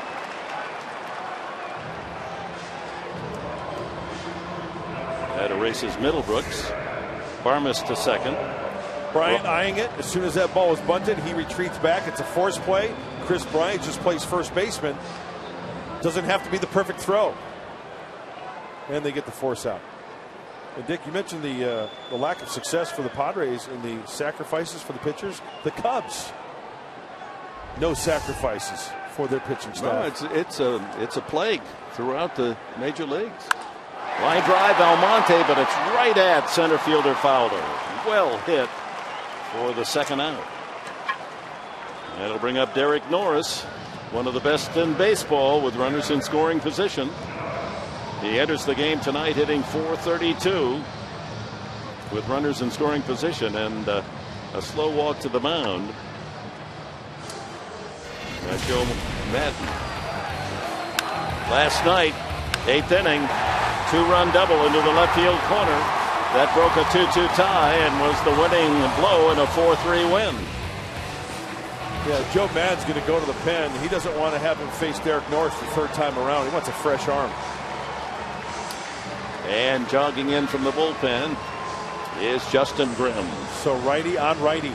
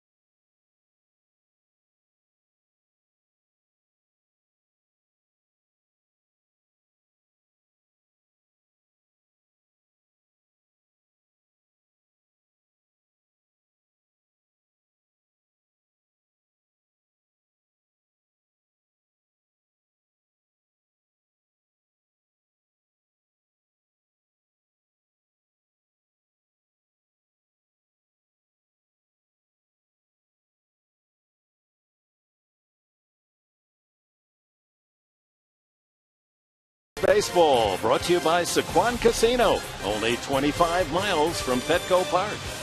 By Jack in the Box, head to Jack in the Box for Jack's Blazing Chicken Sandwich. And by Jerome's, proud sponsor of the best seats in the house. Pitching change brought to you by El Cajon Ford as Justin Grimm makes his 6th appearance since being called up from Iowa. Just 3 1/3 innings, giving up a couple of hits. He faces Derek Norris with runners at first and second, 2 outs here in the 5th inning, and the Cubs leading 3-2. Norris, a single and a strikeout, facing Tsuyoshi Wada.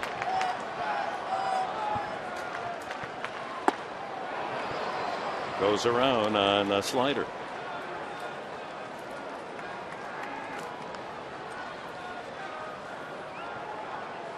You have to turn up the dial, Dick, against Grimm. He gets it up there about 92 to 96.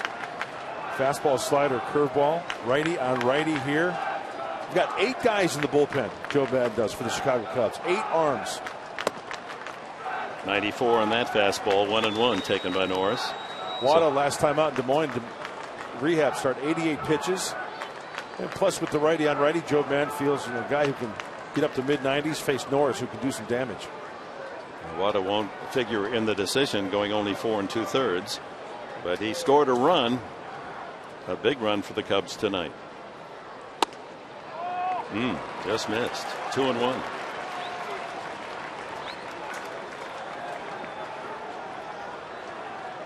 Yeah, Grimm is a familiar name in a Chicago Cubs uniform. Charlie Grimm, the longtime manager of the Cubs. Grimm getting squeezed a little bit right at the bottom of the zone.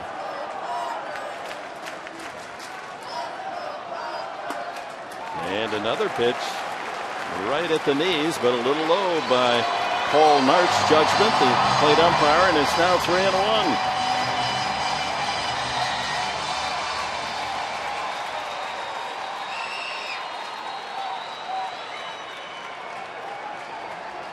This is what every hitter dreams about, and I'm sure Mark Swinney will attest to that. 3-1, fastball count, runner in scoring position.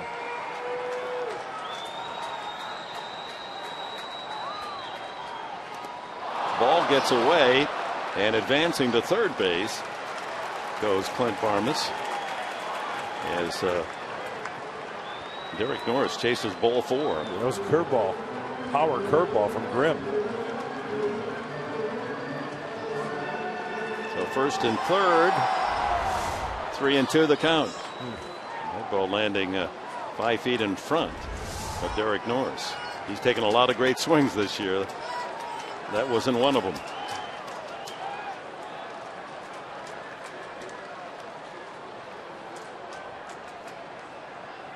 Full count. That'll get Ross off with a pitch. He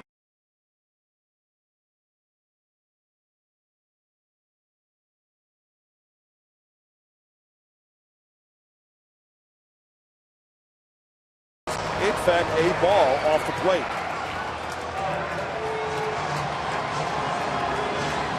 He went back to the curveball, missed. Matt Kemp struck out and flied out tonight. A Padre over every pillow. Tying run. Varmus at third. Go ahead score. Ross at second. And Norris at first base.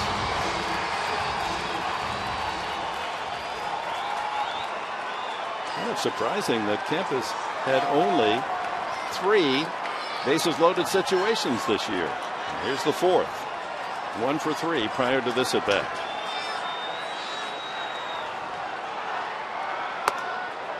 Fastball at 93, right down the middle.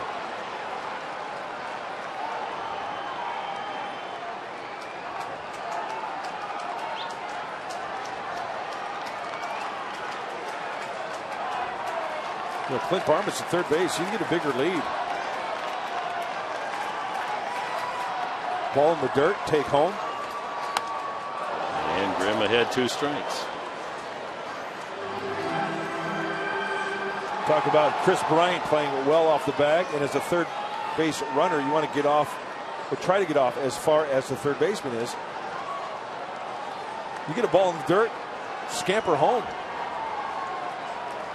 This could be a breaking ball.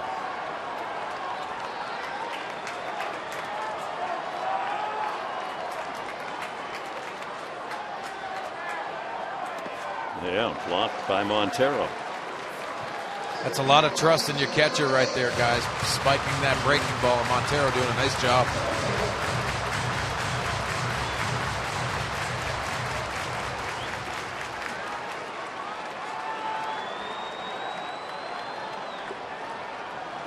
A ball, 2 strikes to Matt Kemp. Justin Upton on deck.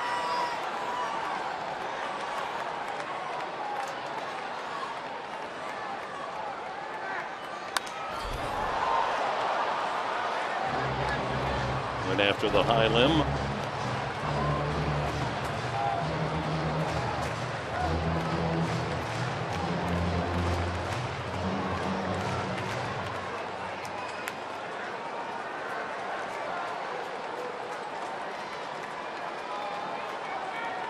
Bases loaded in a 3-2 game. Cubs in front by 1.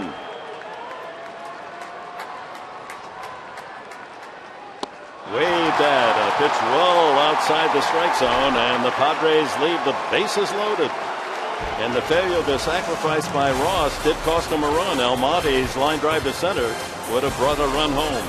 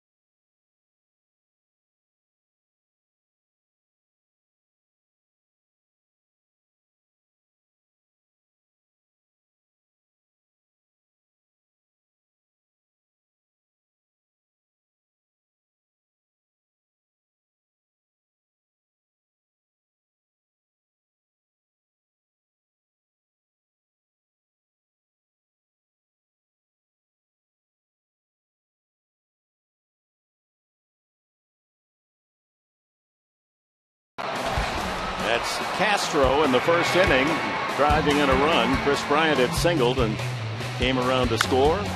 Justin Upton's 2-run shot to straightaway center field gave the Padres a 2-1 lead, but after walking the pitcher, Wada, Fowler tripled into the right field corner. Wada scoring on a close play to tie it. And then a sacrifice fly from Bryant to left field made it 3-2 Chicago. Padres threatened in the bottom of the 5th inning with the bases loaded, but Kemp strikes out. And on we go to the 6th. That's our Harrah's game summary.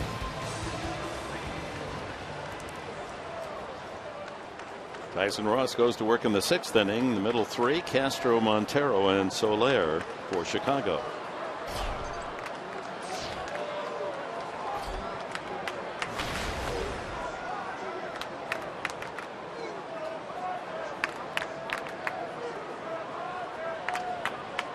So Wada goes 4 2/3, allows 2 runs earned, 4 hits, 1 walk, and struck out 9. First pitch strike to Starlin Castro. Grounded to short to knock in a run in the 1st and singled up the middle in the 4th.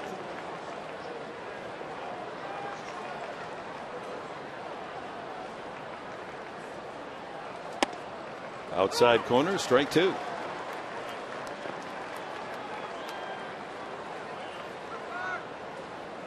Cubs have been in a lot of 1-run games this year. They've won more than any National League team. They have 11 wins in 1-run games. Did he go? No.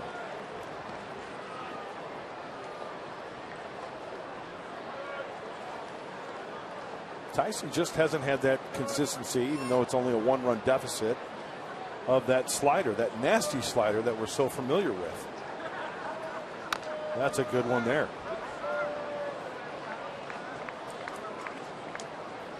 He entered the game with 26 walks, more than any National League pitcher, and he's walked 3 more tonight.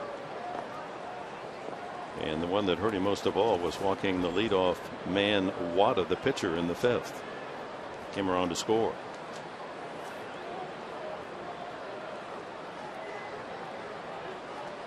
There you go. Weak wave and strikeout number 7.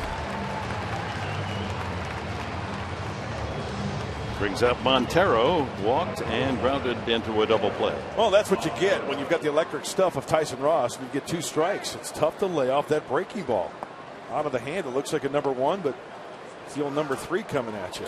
Well, we have a moment, Mark Grant. How about the singing of our national anthem tonight? The Escondido Adventist Academy Chamber Singers. That was really one of the best. Huh? Absolutely. I'd put up their top 3. Terrific. Great to have them with us. Montero takes inside.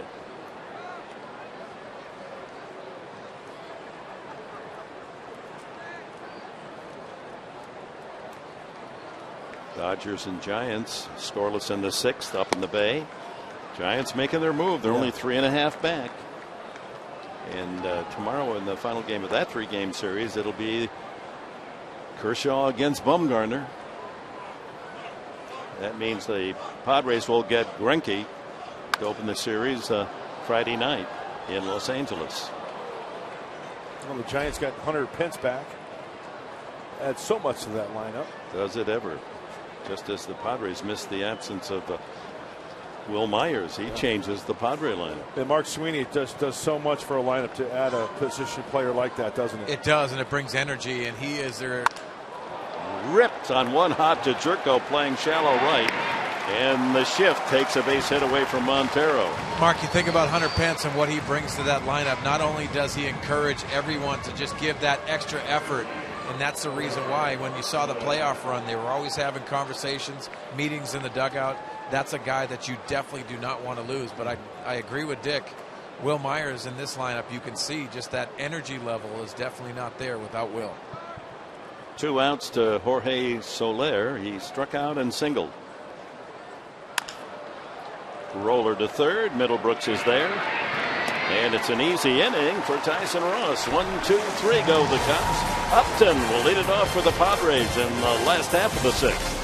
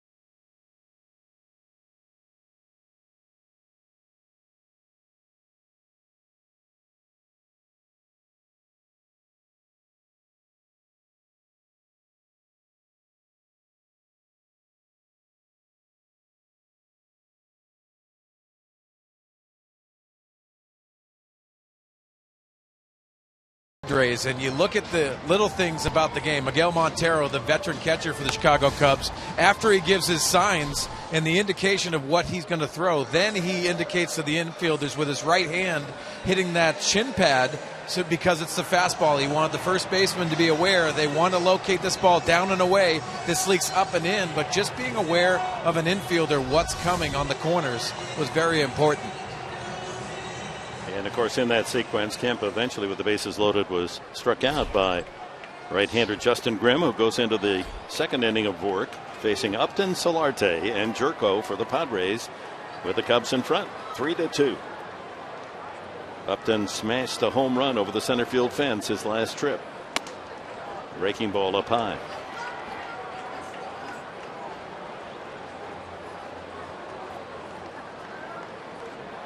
Nine of his 11 homers right here at Petco this year. Another breaking ball, 1-1. Grimm, college pitcher at the University of Georgia. Bulldogs. That's an easy one. Yeah, you're all over that one. Snarling at it. 3 straight breaking pitches, 2-1. That's the home run pitch. You see the hot zone, the red zone, that's where he likes it, but he went down and got that one. Smoked it. Got extended. There's another one, but foul. Wow. Way out in front. That's in the third deck and back of the aisleway in the third deck. Oh, man. That's the way Joe Carter used to hit foul balls. Back in the day at Jack Murphy, he would turn on a fastball with the best of them and send it up into the upper deck. Look how far out front he is. Look at him get extended there. And then he strikes out. A couple of strikeouts for Grimm.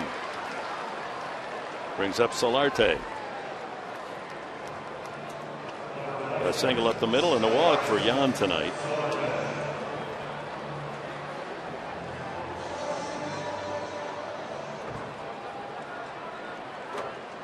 Grimm was one of a handful of players that came over to Chicago in a trade with Texas, the Matt Garza trade, at the trade deadline 2 years ago. As the Cubs got Mike Olt, the infielder, he's now back at Iowa, and a couple of other minor leaguers, and this man, Grimm.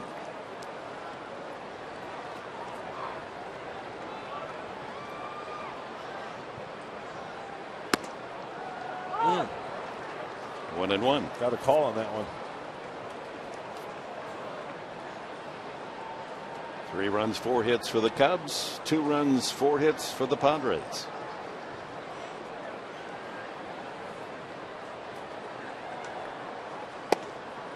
One and 2. See, Cub fans and Padre fans can coexist.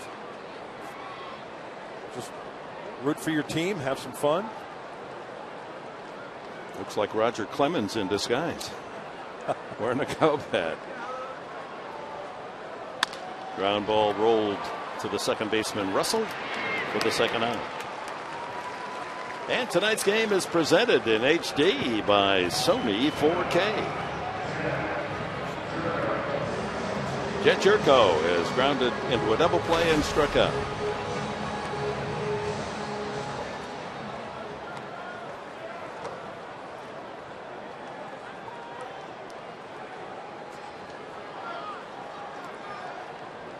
I'd like to see Jed get into one. Doesn't have to be a home run, but hit the ball cleanly, find a hole. A little 2-out knock. Missed that one, Hopper. And I'm guessing that Grimm is going to give him probably the heavy dose of the breaking stuff. If he's going to throw him a fastball, he's not going to throw him over the plate for a strike. He's going to probably make him fish for one. If he throws one down the middle, it's probably going to be a mistake. See, like that one there. 95, but above the letters, 1-1. Up and out of the zone with that fastball.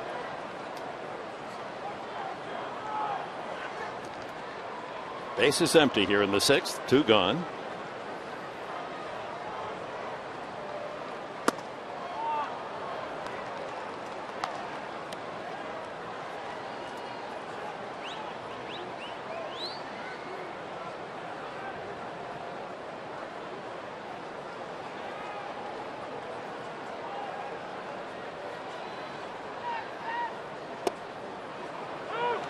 It's a good breaking ball. Yes, 2-2.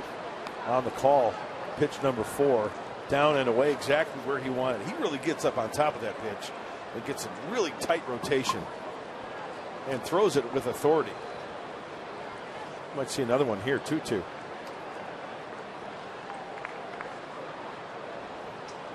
Nope. Tried to get him to go after that fastball away. A full count to Jerko. Will Middlebrooks would be next.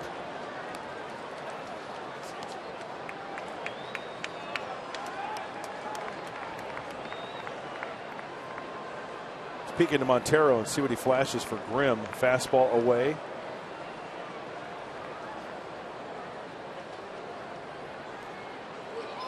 And it's too far outside, and Jerko with a 2-out walk. Second walk given up by Grimm brings up Middlebrooks, and it's time now to check on the DraftKings players to watch from our pregame show. Here were the tips that the guys gave you. Matt Kemp, Jan Solarte, Tim Lincecum doing a good job tonight against the Dodgers, 6 2/3, and Buster Posey, that would have been a good selection, 2 for 3 with a double. You know, last night I was watching the MLB late night show, and James Shields gave the most points of anyone in that very nice little game they have. If you want to play along, go to DraftKings.com and enter the promo code Friars. Middlebrooks bloop double to right field between Russell and Soler the last time.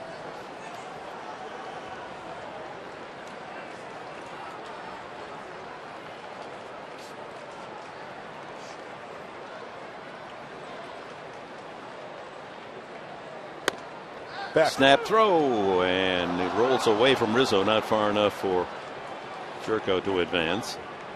Pitch was a strike to Middlebrooks, so Grimm ahead 0-2.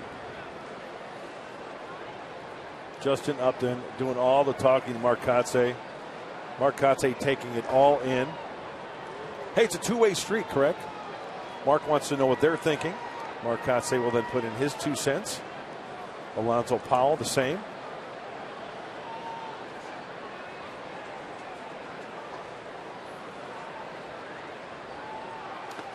There's another breaking ball in the dirt, and Middlebrooks strikes out. The put out 2-3. And that's it for the 6th. On to the 7th, 3-2 Cubs.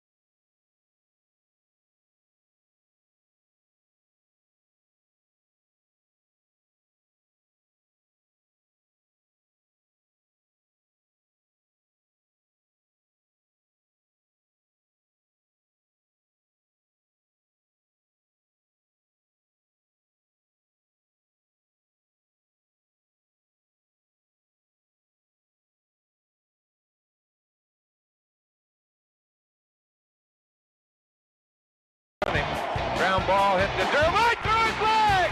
Here comes Martinez. We're tied at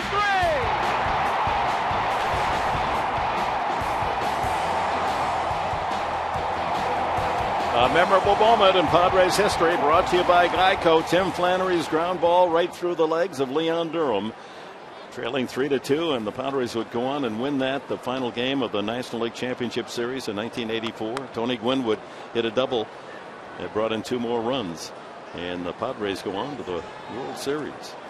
You ask any Padre fan who was around that time and knew what was going on, they can tell you exactly where they were at that moment. Don Drysdale, the Hall of Fame pitcher, my former colleague, with that call. I didn't know he got so excited. Oh, yeah. When he was with me and the Angels, he never raised his voice like was that. Was there anything to get excited about? Oh, that's right. We just didn't have very good teams.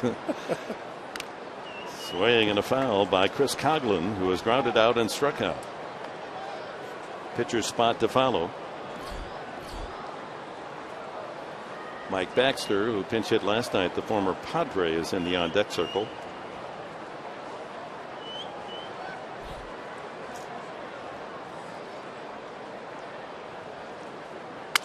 Broken bat ground ball. Solarte with the underhand toss. 3-1 on the put out of Coughlin. Broken bat ground out. And that'll bring up Baxter. Just recalled from Iowa, he made the final out last night in the Padres 4-3 win.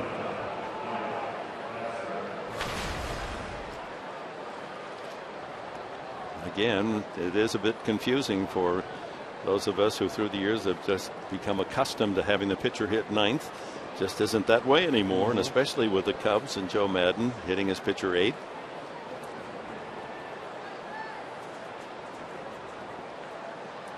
And the logic of hitting the pitcher eighth also means you put one of your best hitters not third but second. And they hit Bryant second because a regular player is batting ninth.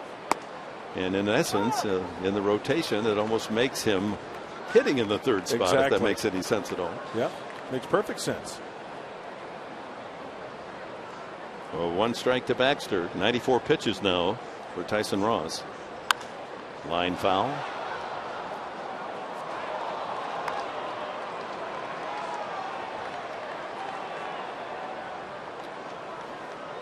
Pretty even on the breaking ball and the fastball from Tyson Ross.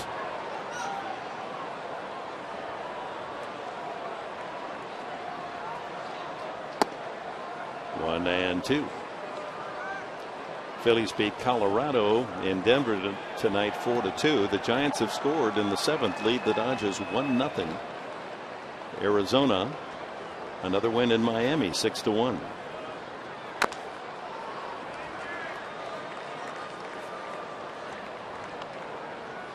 Mike Baxter got that one off the toe. You know, I love poetry and a glass of scotch, and of course, my friend Baxter here.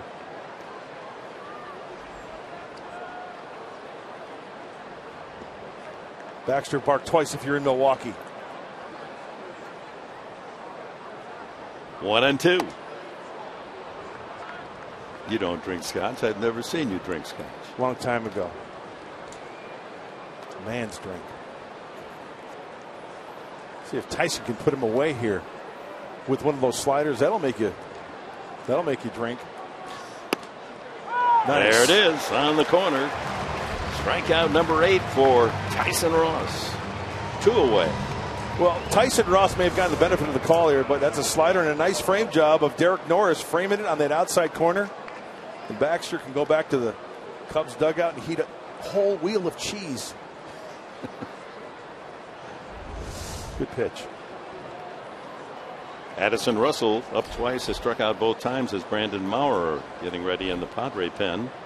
Ross is scheduled to hit second in the bottom half of the 7th inning.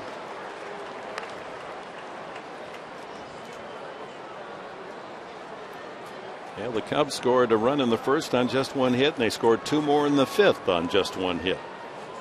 And lead 3-2. Time now to check the Cholula flamethrower with Tyson Ross, the big righty on the mound. What do we got? 95 for Tyson Ross, and that is hot sauce.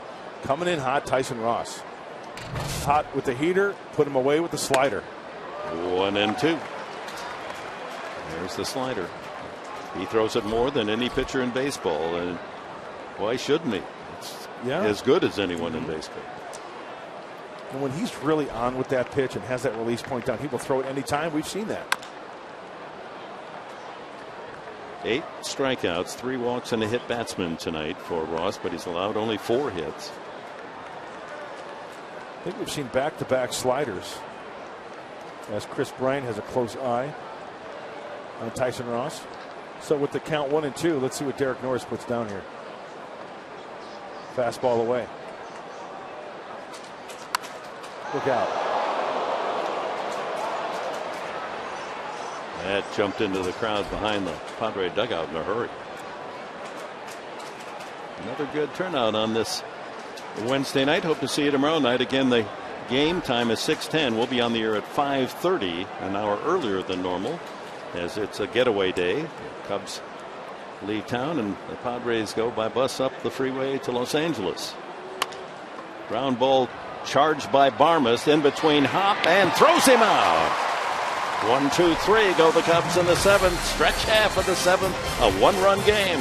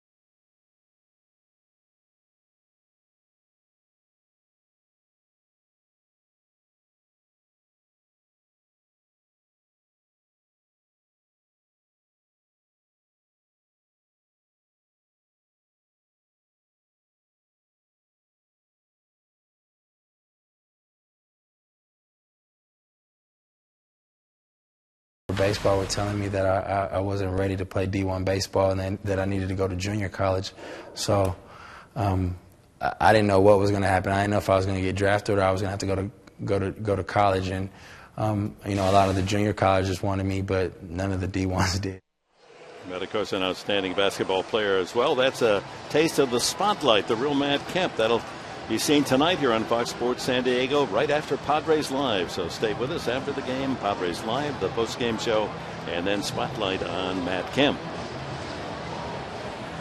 So eventually drafted the 6th round by the Dodgers in their first-year player draft. Matt Kemp back in 2003. The relief pitcher is the left-hander Zach Roskup, 26-year-old. And the first pitch is swung on and a drive to right field. Clint Barmes with a solid single to greet Roskup. Another tying run on to open the 7th. And Corey Spangenberg will pinch hit for Ross. That is Clint Barmes at his finest. Staying inside that baseball, taking it exactly where it was pitched, and sending it to right field. Beautiful. Spangenberg not in the starting lineup with the left-handed starter Wada going for the Cubs. Now he faces a left-hander. Infield's looking for the bunt, and he tries to accommodate. He goes, strike one. Well, the bunt played a big role in the Padres' win last night in the 8th inning. Almonte able to bunt for a single after failing to sacrifice, giving himself up on 2 tries.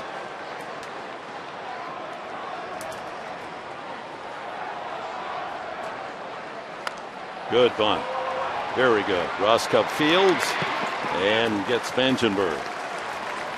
Tying run in scoring position. Barnes moves up in the top of the order. Almonte and Norris with a chance to get the Padres even. Perfectly executed, and high fives all the way around for Corey Spangenberg, getting that runner in a scoring position. Let's check out the technique. Bat head out front. He catches the ball with that bat. And once again, Corey Spangenberg always full throttle and get him by a full step. Sometimes a pitcher is twirling, spinning like that. A left-hander will rush it and work underneath it and airmail it down the right field line. Barmas moves into scoring position. Almonte has struck out twice and lined to center the last time.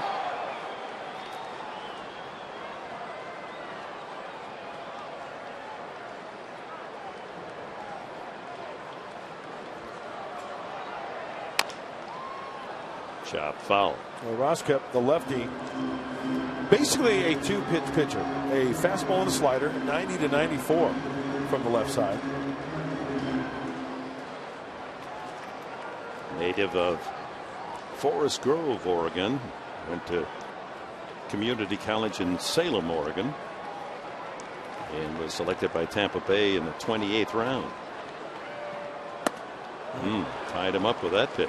Good slider.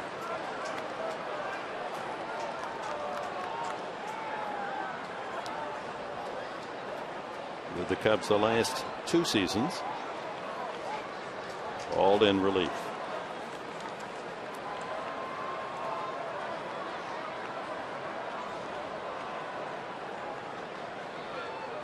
And the same pitch, and Almonte goes down swinging. Another Cubs strikeout. That's the 13th Padre to go down on strikes tonight. Well, this is the 17th relief appearance for Zach Roskep, and he's done a fine job holding opponents to a 207 average. That's that breaking ball that a lot of lefties will throw the righties, and vice versa. Righties on lefties, down and in with 2 strikes.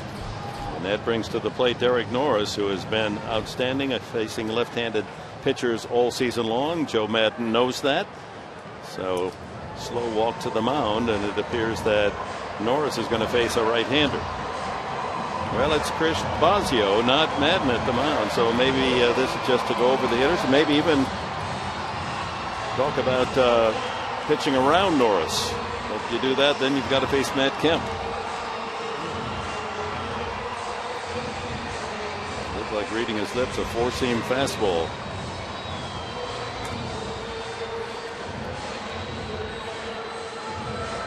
Pretty good lecture from Bosio.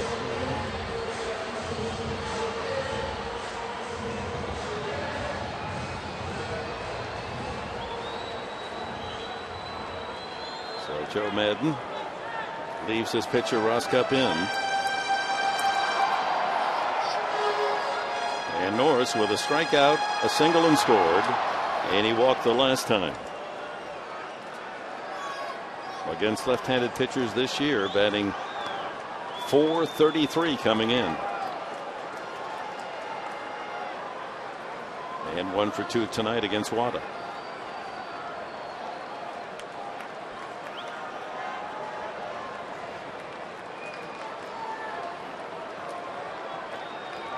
The first pitch, I think, will tell a lot how they're going to go about pitching to Derek Norris.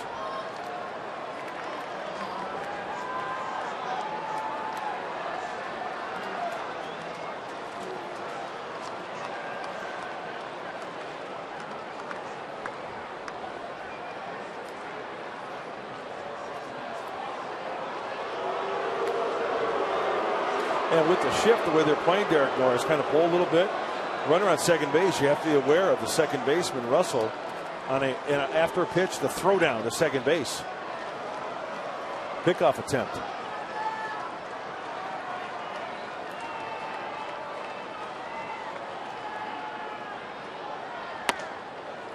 .93 on the fastball.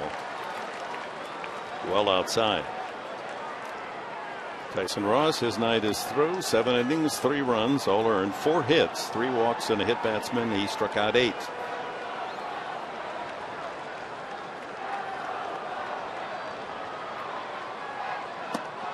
Ball 2. Yeah, not much getting you're getting from Roskep. There are 2 fastballs up and away.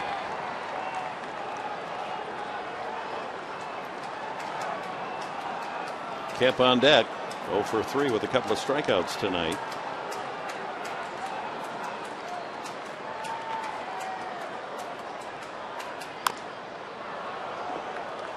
Breaking ball, 2-1.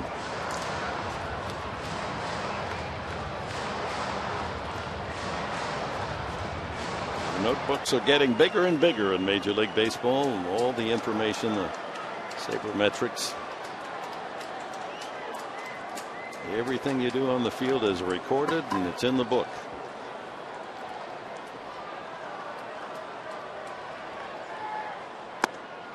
Three and one. Well, Jason Mott is hot, ready to go. You got the right-hander Kemp on deck with the base open. Joe Madden is probably thinking pitch around, and they'll take their chances righty on righty with Mott and Kemp.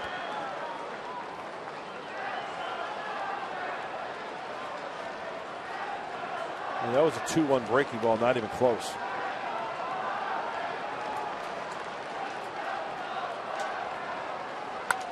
Oh, he gave him something right down the middle. Yes, he did.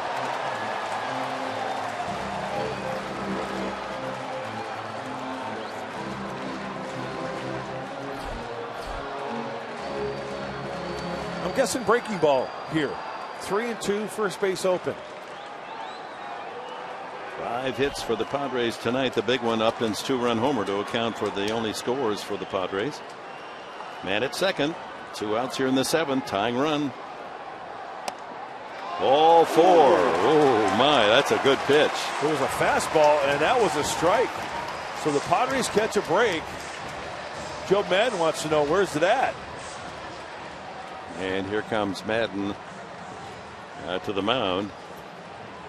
Boy, that was a very good pitch, and Norris fortunate to be on first base, and Madden letting the umpire know about it as he walks to the mound and makes the pitching change. They take advantage of that. 2 on, 2 out in the 7th. A new pitcher for the Cubs to face Matt Kemp. We'll be right back.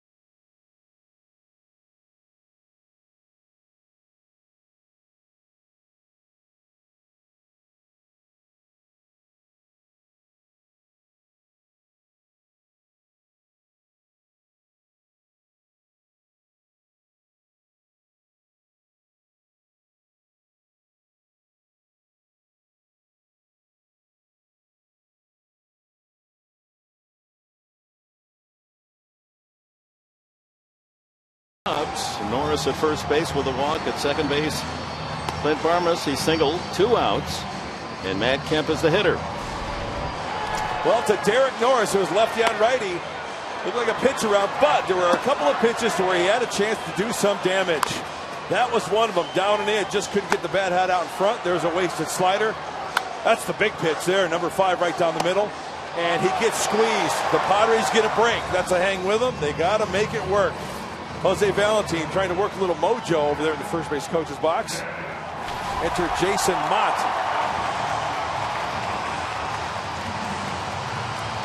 So here we are in the 20th of May, and it's been a tough month for Matt Kemp. He has only 6 RBIs this entire month.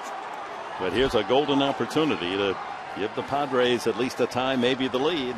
He has struck out twice and flied out tonight. Fastball cutter combo from Jason Mott, 93-98. Swing and a miss, and 97 on that first fastball.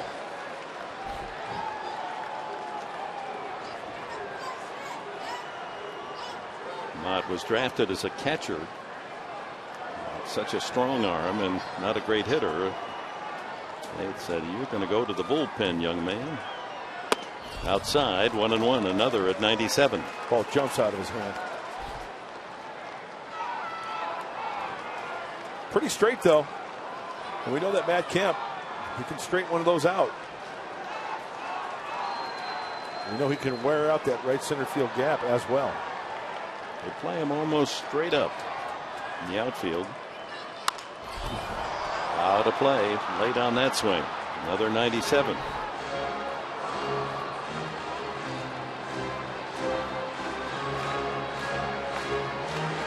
Will Myers on the disabled list, frustrated. He got that left wrist wrapped. The report is that he's progressing, that one of those tendonitis. Anyone who's ever had tennis elbow, I mean, they're tricky. And that wrist, because you're using it to catch a ball, you're using it to hit a ball.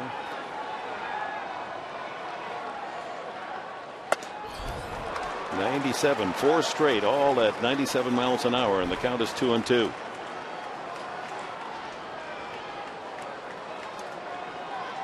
Another fastball, Mark? I would think so. So nothing but number ones. Let's peek into Montero.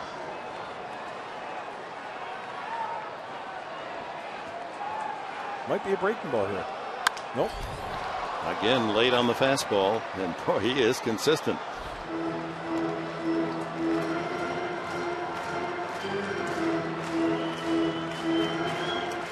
Three to 2, the Cubs leading the Padres. 2 on, 2 out here in the home half of the 7th inning at Petco. If Kemp can keep it going, Justin Upton is on deck. Upton with a 2-run homer tonight.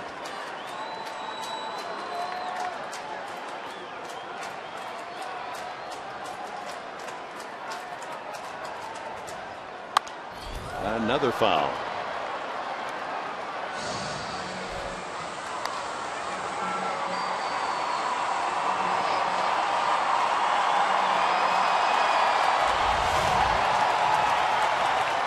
You know what? He caught that one out front a little bit, just working underneath it a little bit.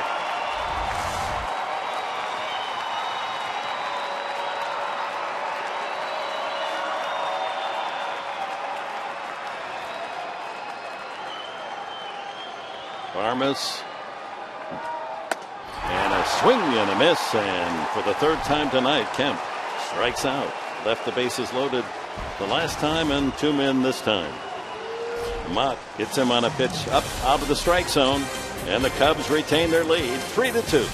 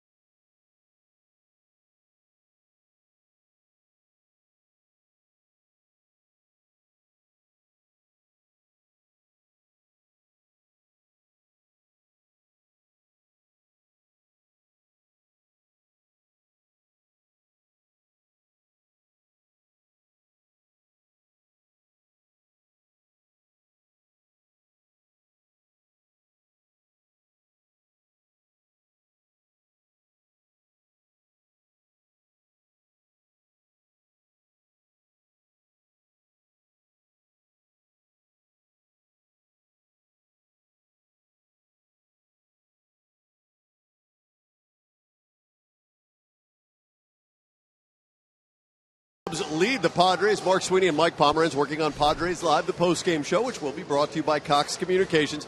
Right now, as we look forward, we really need to look back to the fourth inning and that two-run shot from Justin Upton. Mike, you're looking for magical moments and perfect swings, and this is exactly what Justin Upton produced tonight. You see the leverage in the swing. His lower half works so well. He can hit the ball out of any part of the ballpark, and you saw that moment. The Padres need one of those.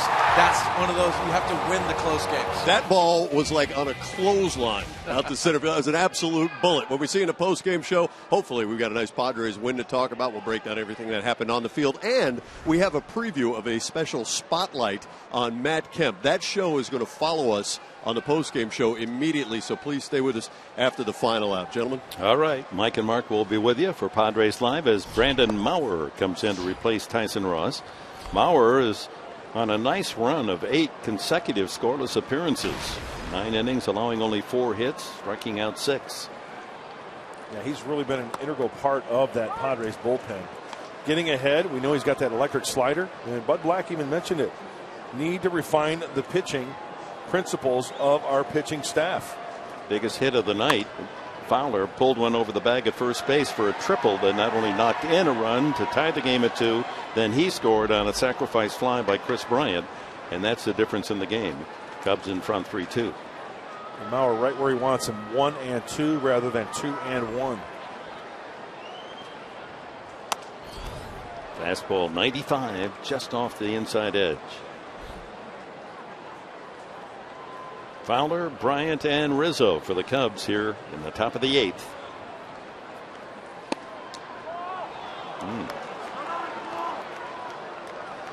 Well, Fowler works the count 3-2.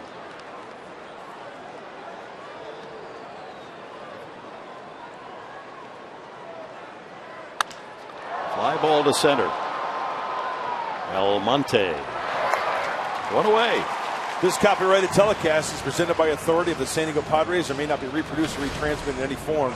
And the accounts and descriptions of this game may not be disseminated without the express written consent of the San Diego Padres. Chris Bryant, a single and a sacrifice fly. He scored a run and knocked in one for the Cubs tonight.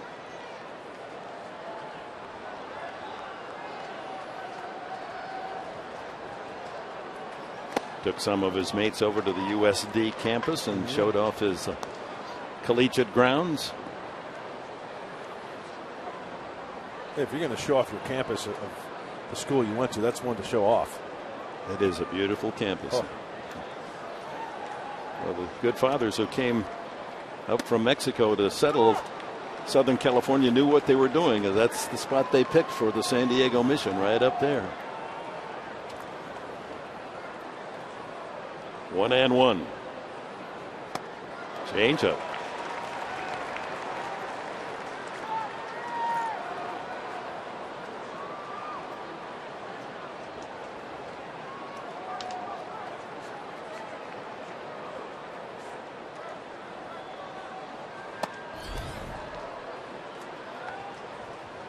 With his base hit in the first inning, Bryant with his longest hitting streak as a rookie. He's got a 9-game string going. Broken bat looper to left. That's a long run, but actually Barmes is able to get to it quickest, and Upton just peels off 2 away. Broken bat pop up off the bat of Bryant. Music to my ears. Snappage. A look now at the keys to the game, brought to you by your San Diego Honda dealers. All right, Professor, keep Bryant and Rizzo quiet. 1 for 4. They scored a run and they drove in a run, and score on, add on in that first inning. Most productive inning for San Diego. No runs in the first, but up in the 2-run shot. That home run came in the 4th. Rizzo hit by a pitch, grounded out and struck out.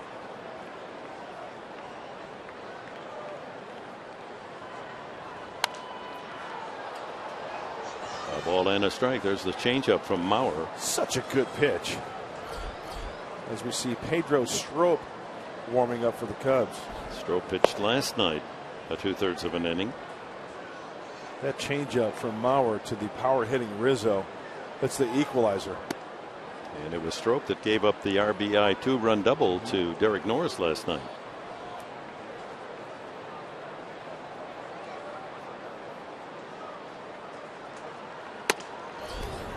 3-1.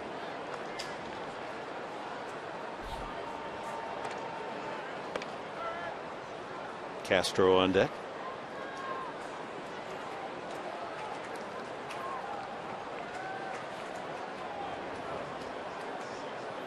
That shot there taken from the Fox Sports San Diego drone.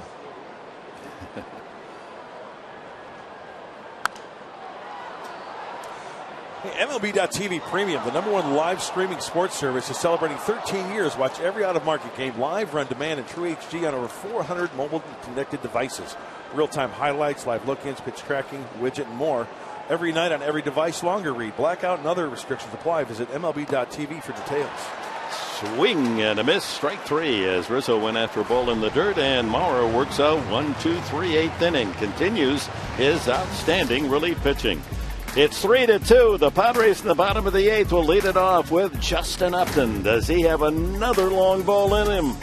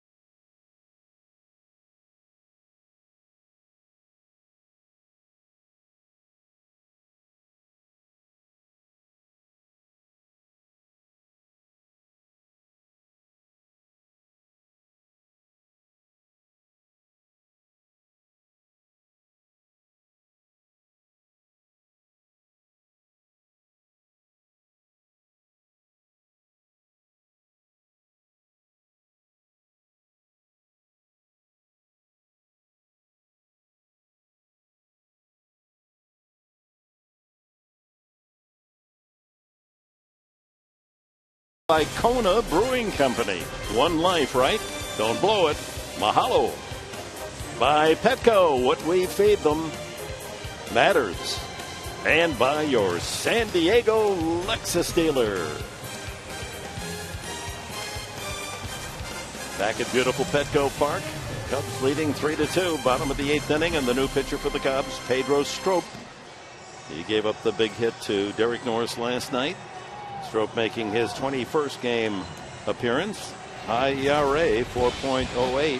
Upton is the first man he faces.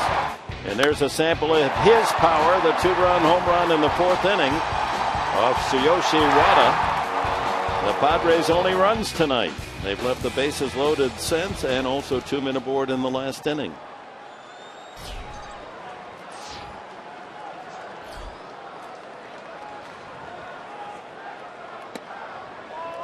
Upton struck out, home run, struck out. Pedro Strop, 2-pitch pitcher, fastball slider, 93-97. You see the splits, 176, 178, but the 4.08 ERA. Giving up some big hits, it looks like. Good slider again, back-to-back sliders. Cubs have had the strikeout pitch going tonight. In 7 innings, 14 Padres strikeouts, 2 per inning.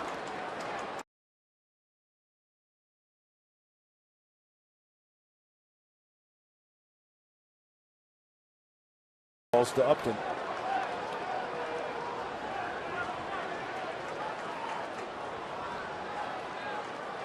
Solarte and then Jerko to follow. Ground ball to third. Bryant with a good backhand.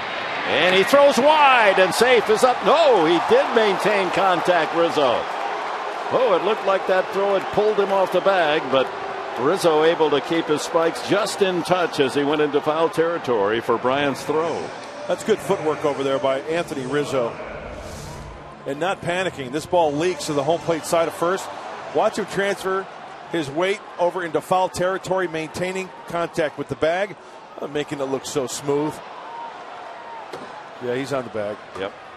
So one away. Solarte. Fly ball behind second. Russell out. For the second out. 2 quick outs for Strop, and that'll bring up Jed Jerko. And it's time now to take a look at the National University standings. NL West, Dodgers at San Francisco tonight, and the Giants lead 4-0 in the 8th inning. A victory, and they're within 2 of the lead. Padres are 5 back. Arizona winning a couple in Miami. They pulled to 6.5, and Colorado 9.5 back. Jerko takes strike 1. He's grounded into a double play, struck out, and he walked the last time.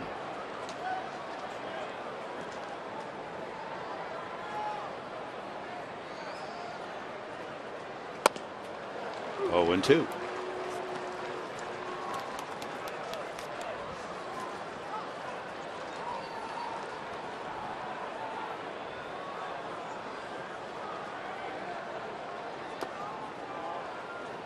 Soft off the plate, 1 and 2.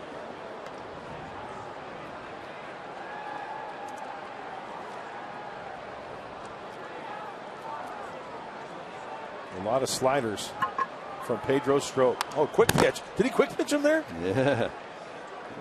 He just joined his hands and went. With nobody on base, you can do anything you want. You don't have to come to a complete stop. That was a good old-fashioned Satchel Paige quick pitch.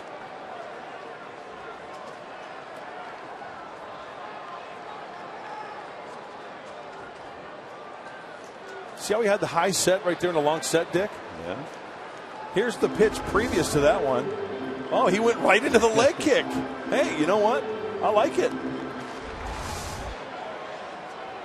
1 ball, 2 strikes to Jerko. Or 2 and 2 now to Jerko. Bases empty here in the 8th. 2 gone. Time running out on the Padres. Jerko reaches safely. Middlebrooks on deck. Both Kimbrel and Quackenbush in the Padre bullpen.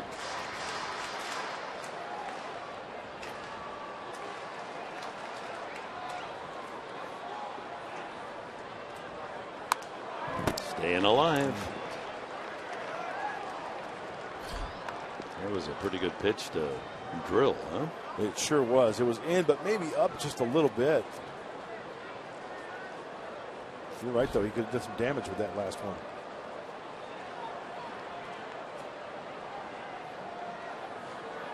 Strop to be erratic as well. High fly ball, just missed it. Right fielder Soler waiting for it to come out of the night. A 1-2-3 inning for Strop. On to the 9th. The Cubs still lead by 1.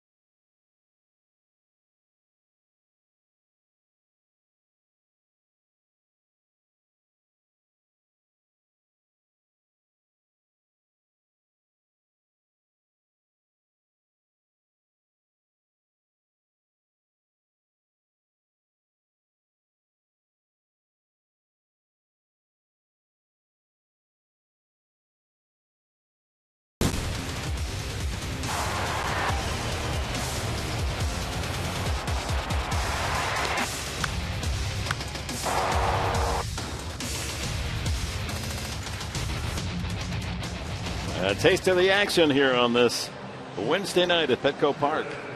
The Padres trail 3-2. The last hit for the Cubs was that triple by Dexter Fowler that he aimed over the first base bag that knocked in the pitcher Wada from first base, and then he later scored himself, Fowler, on Bryant's sacrifice fly, and that took the game from 2-1 Padres to 3-2 Cubs in the fifth inning. 11 straight retired since Fowler's triple.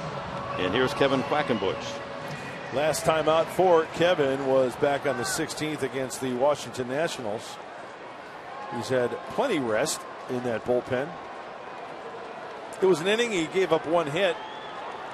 Kevin's putting up good numbers as well. Good splits, a good ERA at 2.19. He'll face Castro, Montero, and Soler here in the ninth. Castro knocked in a run with a ground out. He also has singled and struck out. Fly ball to right. Pretty deep. Camped shy of the warning path. One away. So tomorrow night here on Fox Sports San Diego, 5:30, not 6:30, 5:30 game time, 6:10. It'll be Despaigne trying to recover from some rough starts of late, and he'll go against Kyle Hendricks, who is 0-1 for the Cubs. 5.15 ERA for Hendricks. He's from the area, Mission Viejo. We'll hope to see you here at the ballpark, but if you can't make it, join us at 5:30 on Fox Sports San Diego.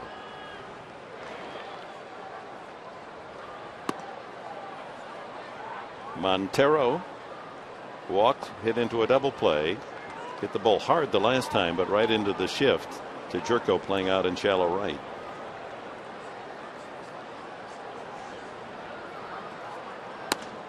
One and one. Well, the bottom of this inning, bottom of the ninth, the Padres have the lower third scheduled. Middlebrooks, Barmes, and the pitcher's spot. It looks as if it'll be against the hard-throwing Hector Rondon.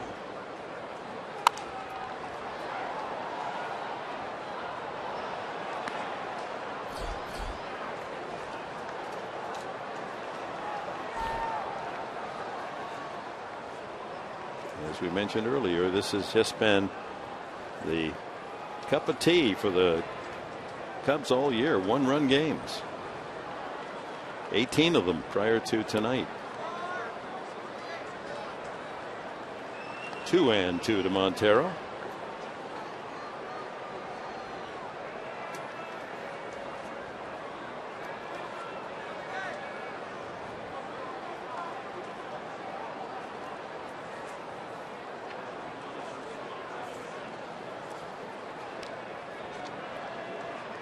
Two balls, two strikes. Montero, deep drive to left field. That could be trouble. Upton into the corner, running out of room, and makes the catch. Two away.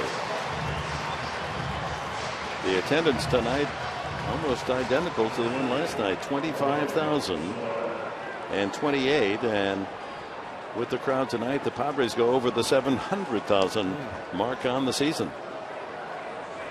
700,000 in just 11 games. So over the course of the year, that's close to 2.8 million.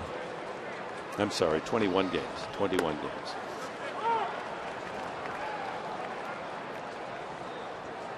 Could be, right? Or is that on the high side? So, yeah, let's see. Well, let's just say this is the quarter of the way through. Yeah, it'd be 2.8. Right? Yeah. Oh, the fans, you know, there's a line drive right field. That is slicing just there. Soler on his way to second with a 2-out double. Only the fifth hit by the Cubs tonight, and ends a string of 13 straight outs. Not trying to do too much right there for Soler. Just picks up that foot, all upper body, all arms on that swing, and keeping it fair just by about a foot. That brings up Chris Coghlan, 0 for 3 tonight after a couple of home runs last night. Cubs are 0 for 5 tonight with runners in scoring position. Or excuse me, 0 for 5 last night, 0 for 3 tonight. So 0 for 8 in the 2 games of the series. Change up low.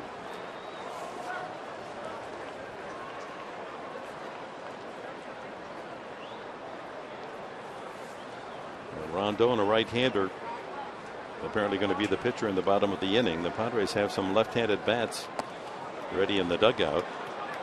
Will Venable, Alexi Amarista, and the right-handed hitting Austin Hedges. They're going to walk Coghlan and take their chances with a pinch hitter. And Junior Lake, who's just been called up from the minors, has a bat in the on-deck circle.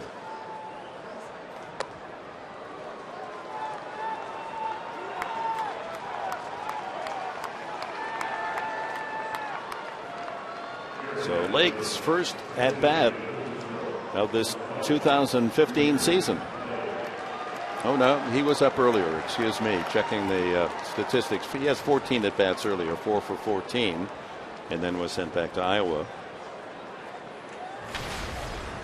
One of the many prospects. Played a lot last year.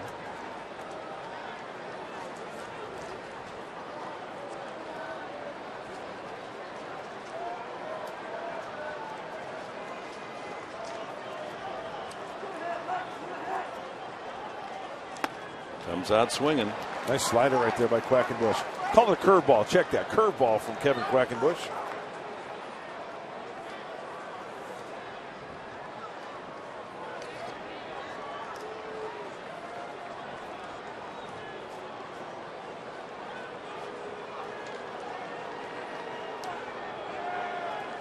Lake was actually on the roster to open the season. And then the development of Soler, and the crowd moved him on to AAA ball. But last year with the Cubs, after a fast start, in fact 2 years ago he hit 284, but only 211 last year. With power, 300 at bats, hit 9 home runs. So first and second, 2 outs here in the top of the 9th inning, and Quackenbush trying to hold the Cubs at 3-2.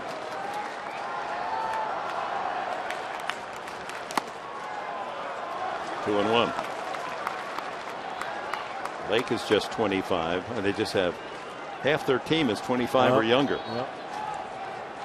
Hey, infielders getting dirty on a grounder. Got to keep that runner from scoring at second base with 2 outs off of the crack of the bat, diving for everything. 3-1. Addison Russell, second baseman, on deck.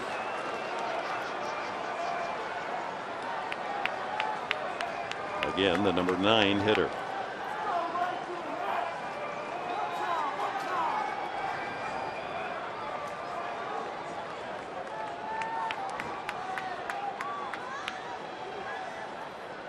So Lair at second, Coghlan at first, and the 3-1 delivery coming up.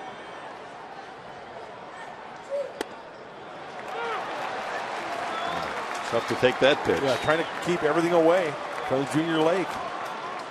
All those pitches outside corner or off the plate. So the runner's off here with 2 outs.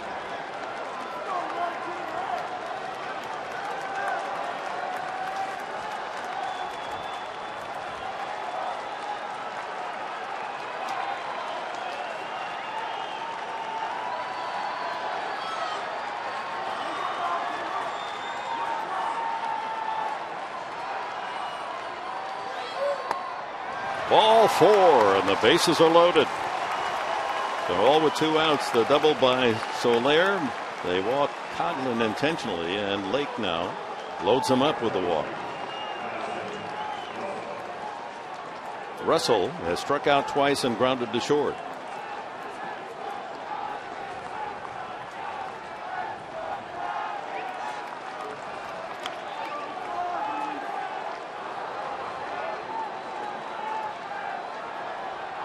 Base is full of Cubs.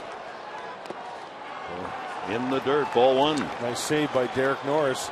Second time tonight that he has smothered a pitch in the dirt with a runner on third base, saving a run.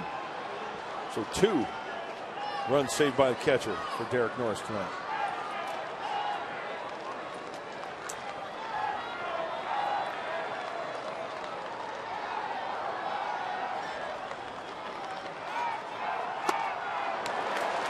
High heat at 90.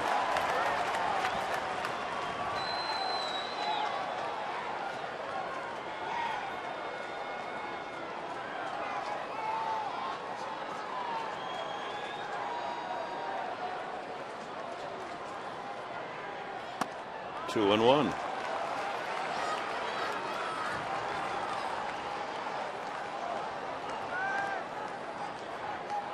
Dangerous count here because Kevin doesn't want to go 3-1, so it might be a located fastball that he wants to throw here. Don't want to really miss with a breaking ball to go 3-1.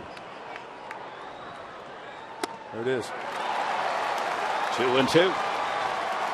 From the heater.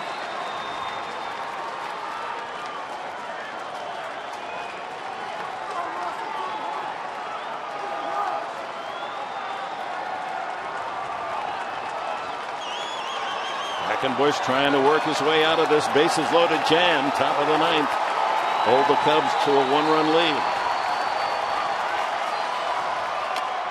Just got a piece of that fastball.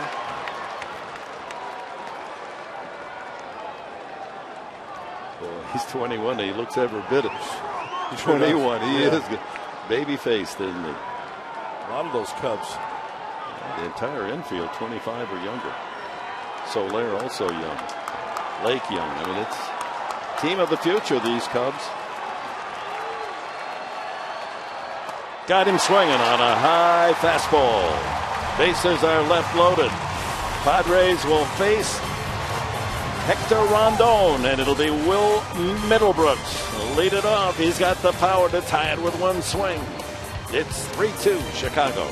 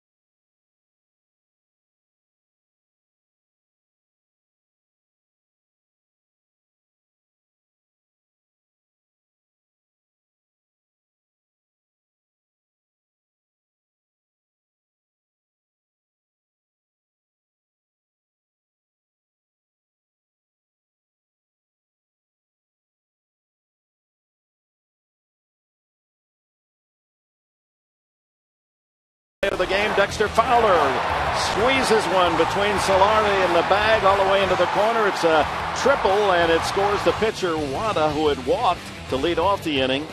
And then later Fowler would score on the sacrifice fly off the bat of Chris Bryant, and that's the difference in the game. Our Bill Howe play of the game, authored by Dexter Fowler. As we look at Hector Rondon, he has 8 saves this year. 2 blown saves for the right-hander who throws about 93-96. Fastball, slider, cutter.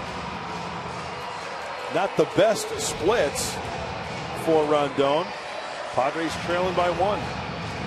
Middlebrooks to start it, and Barmas and the pitcher spot scheduled. Rondon from Venezuela, from a big family. He's got 14 uncles. They all like baseball, and they're all full of advice, so he's well coached. Middlebrooks has a hit tonight. A bloop double to right. He struck out the other 2 times.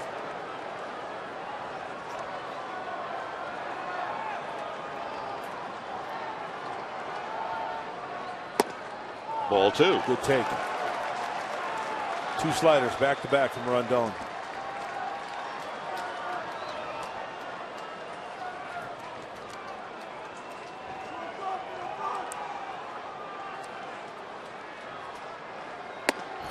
That's a strike at 97.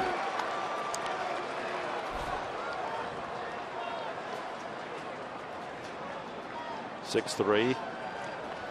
They say 180, probably heavier than that. He's 27 years of age. Line drive, base hit. Sharp single on one hop out to Coghlan. He blistered that one. And the tying run is on here in the ninth. See how the Padres play it. Will Barmas be up there to sacrifice? Boy, that ball was smoked. A nice looking swing.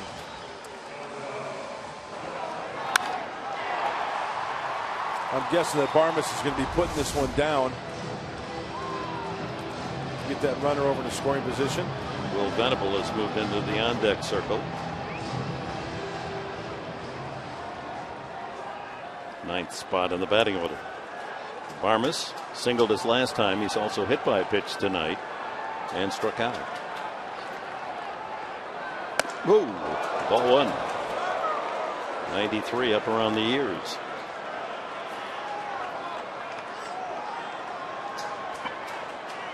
Venable in limited duty has come up with some big hits. Had an RBI single last night. Tied the game.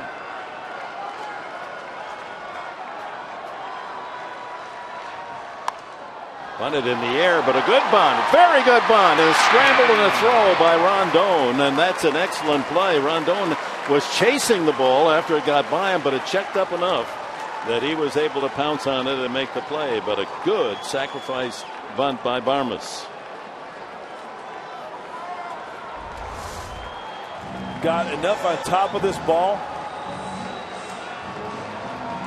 Clint Barmas, not only good bat control going the other way, but also bunting the ball. A lot of movement from there.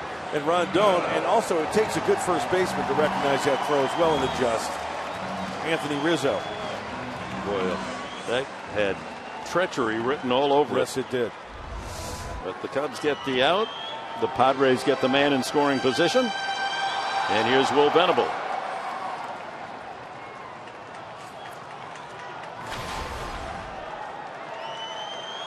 Will hitting .250 with 3 home runs. Ball one. 95 on first pitch fastball. Padres are 0 for 5 with runners in scoring position tonight.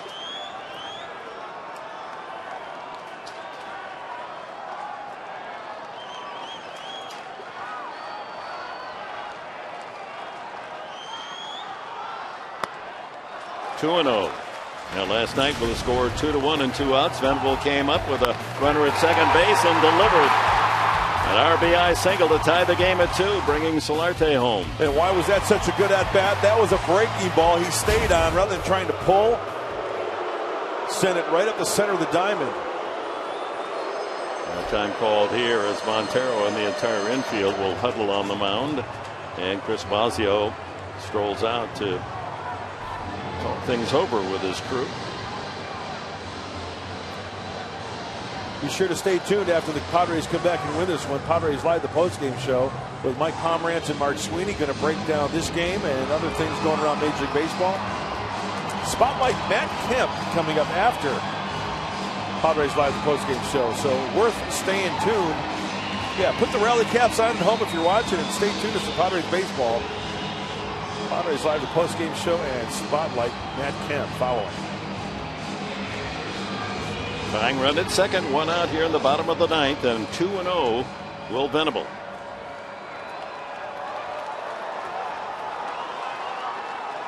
Almonte, top of the order, on deck.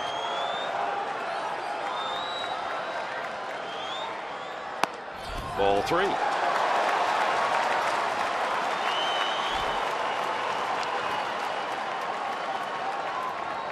First base is open, but you don't want to put the potential winning run on. Exactly. Green light him, 3-0. Sure, why not? If it's good enough for you. Taken all away, 3-1. Outside corner, perfectly placed.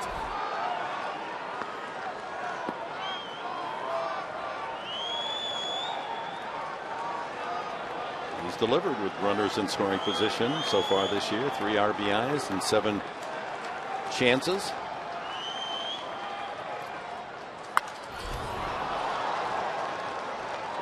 Had the right idea.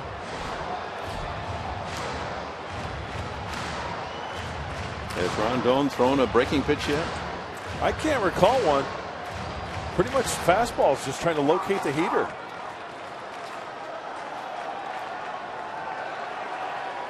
I'm hoping if he does throw a breaking ball, bounce it. Everything's away. Chopper to the right side, and Russell is there to close the gap for the second out, and the tying run now 90 feet away. But 2 outs, and Abraham Almonte the batter.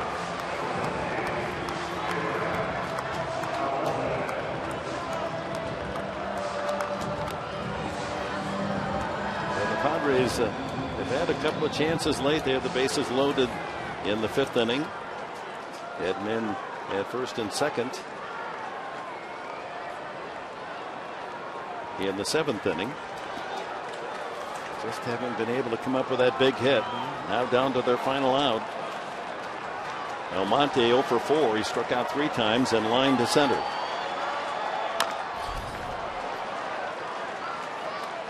He's had 4 at-bats, but all from the right side. He's 2 for 15 as a left-handed hitter.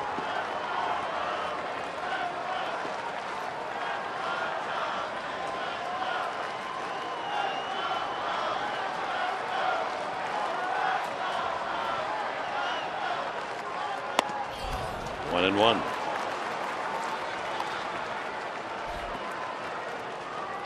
Well, Abraham has 1 RBI this season. Wouldn't it be nice to double that up?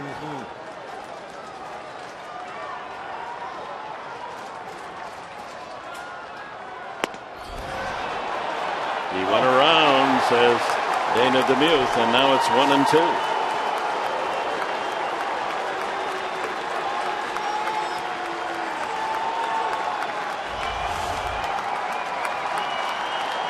I have to agree with him, no doubt about it. Oh, just a little low. 2 and 2. Almonte with that big bunt single last night in the 8th inning that led to the 2-run 8th and a 4-3 win.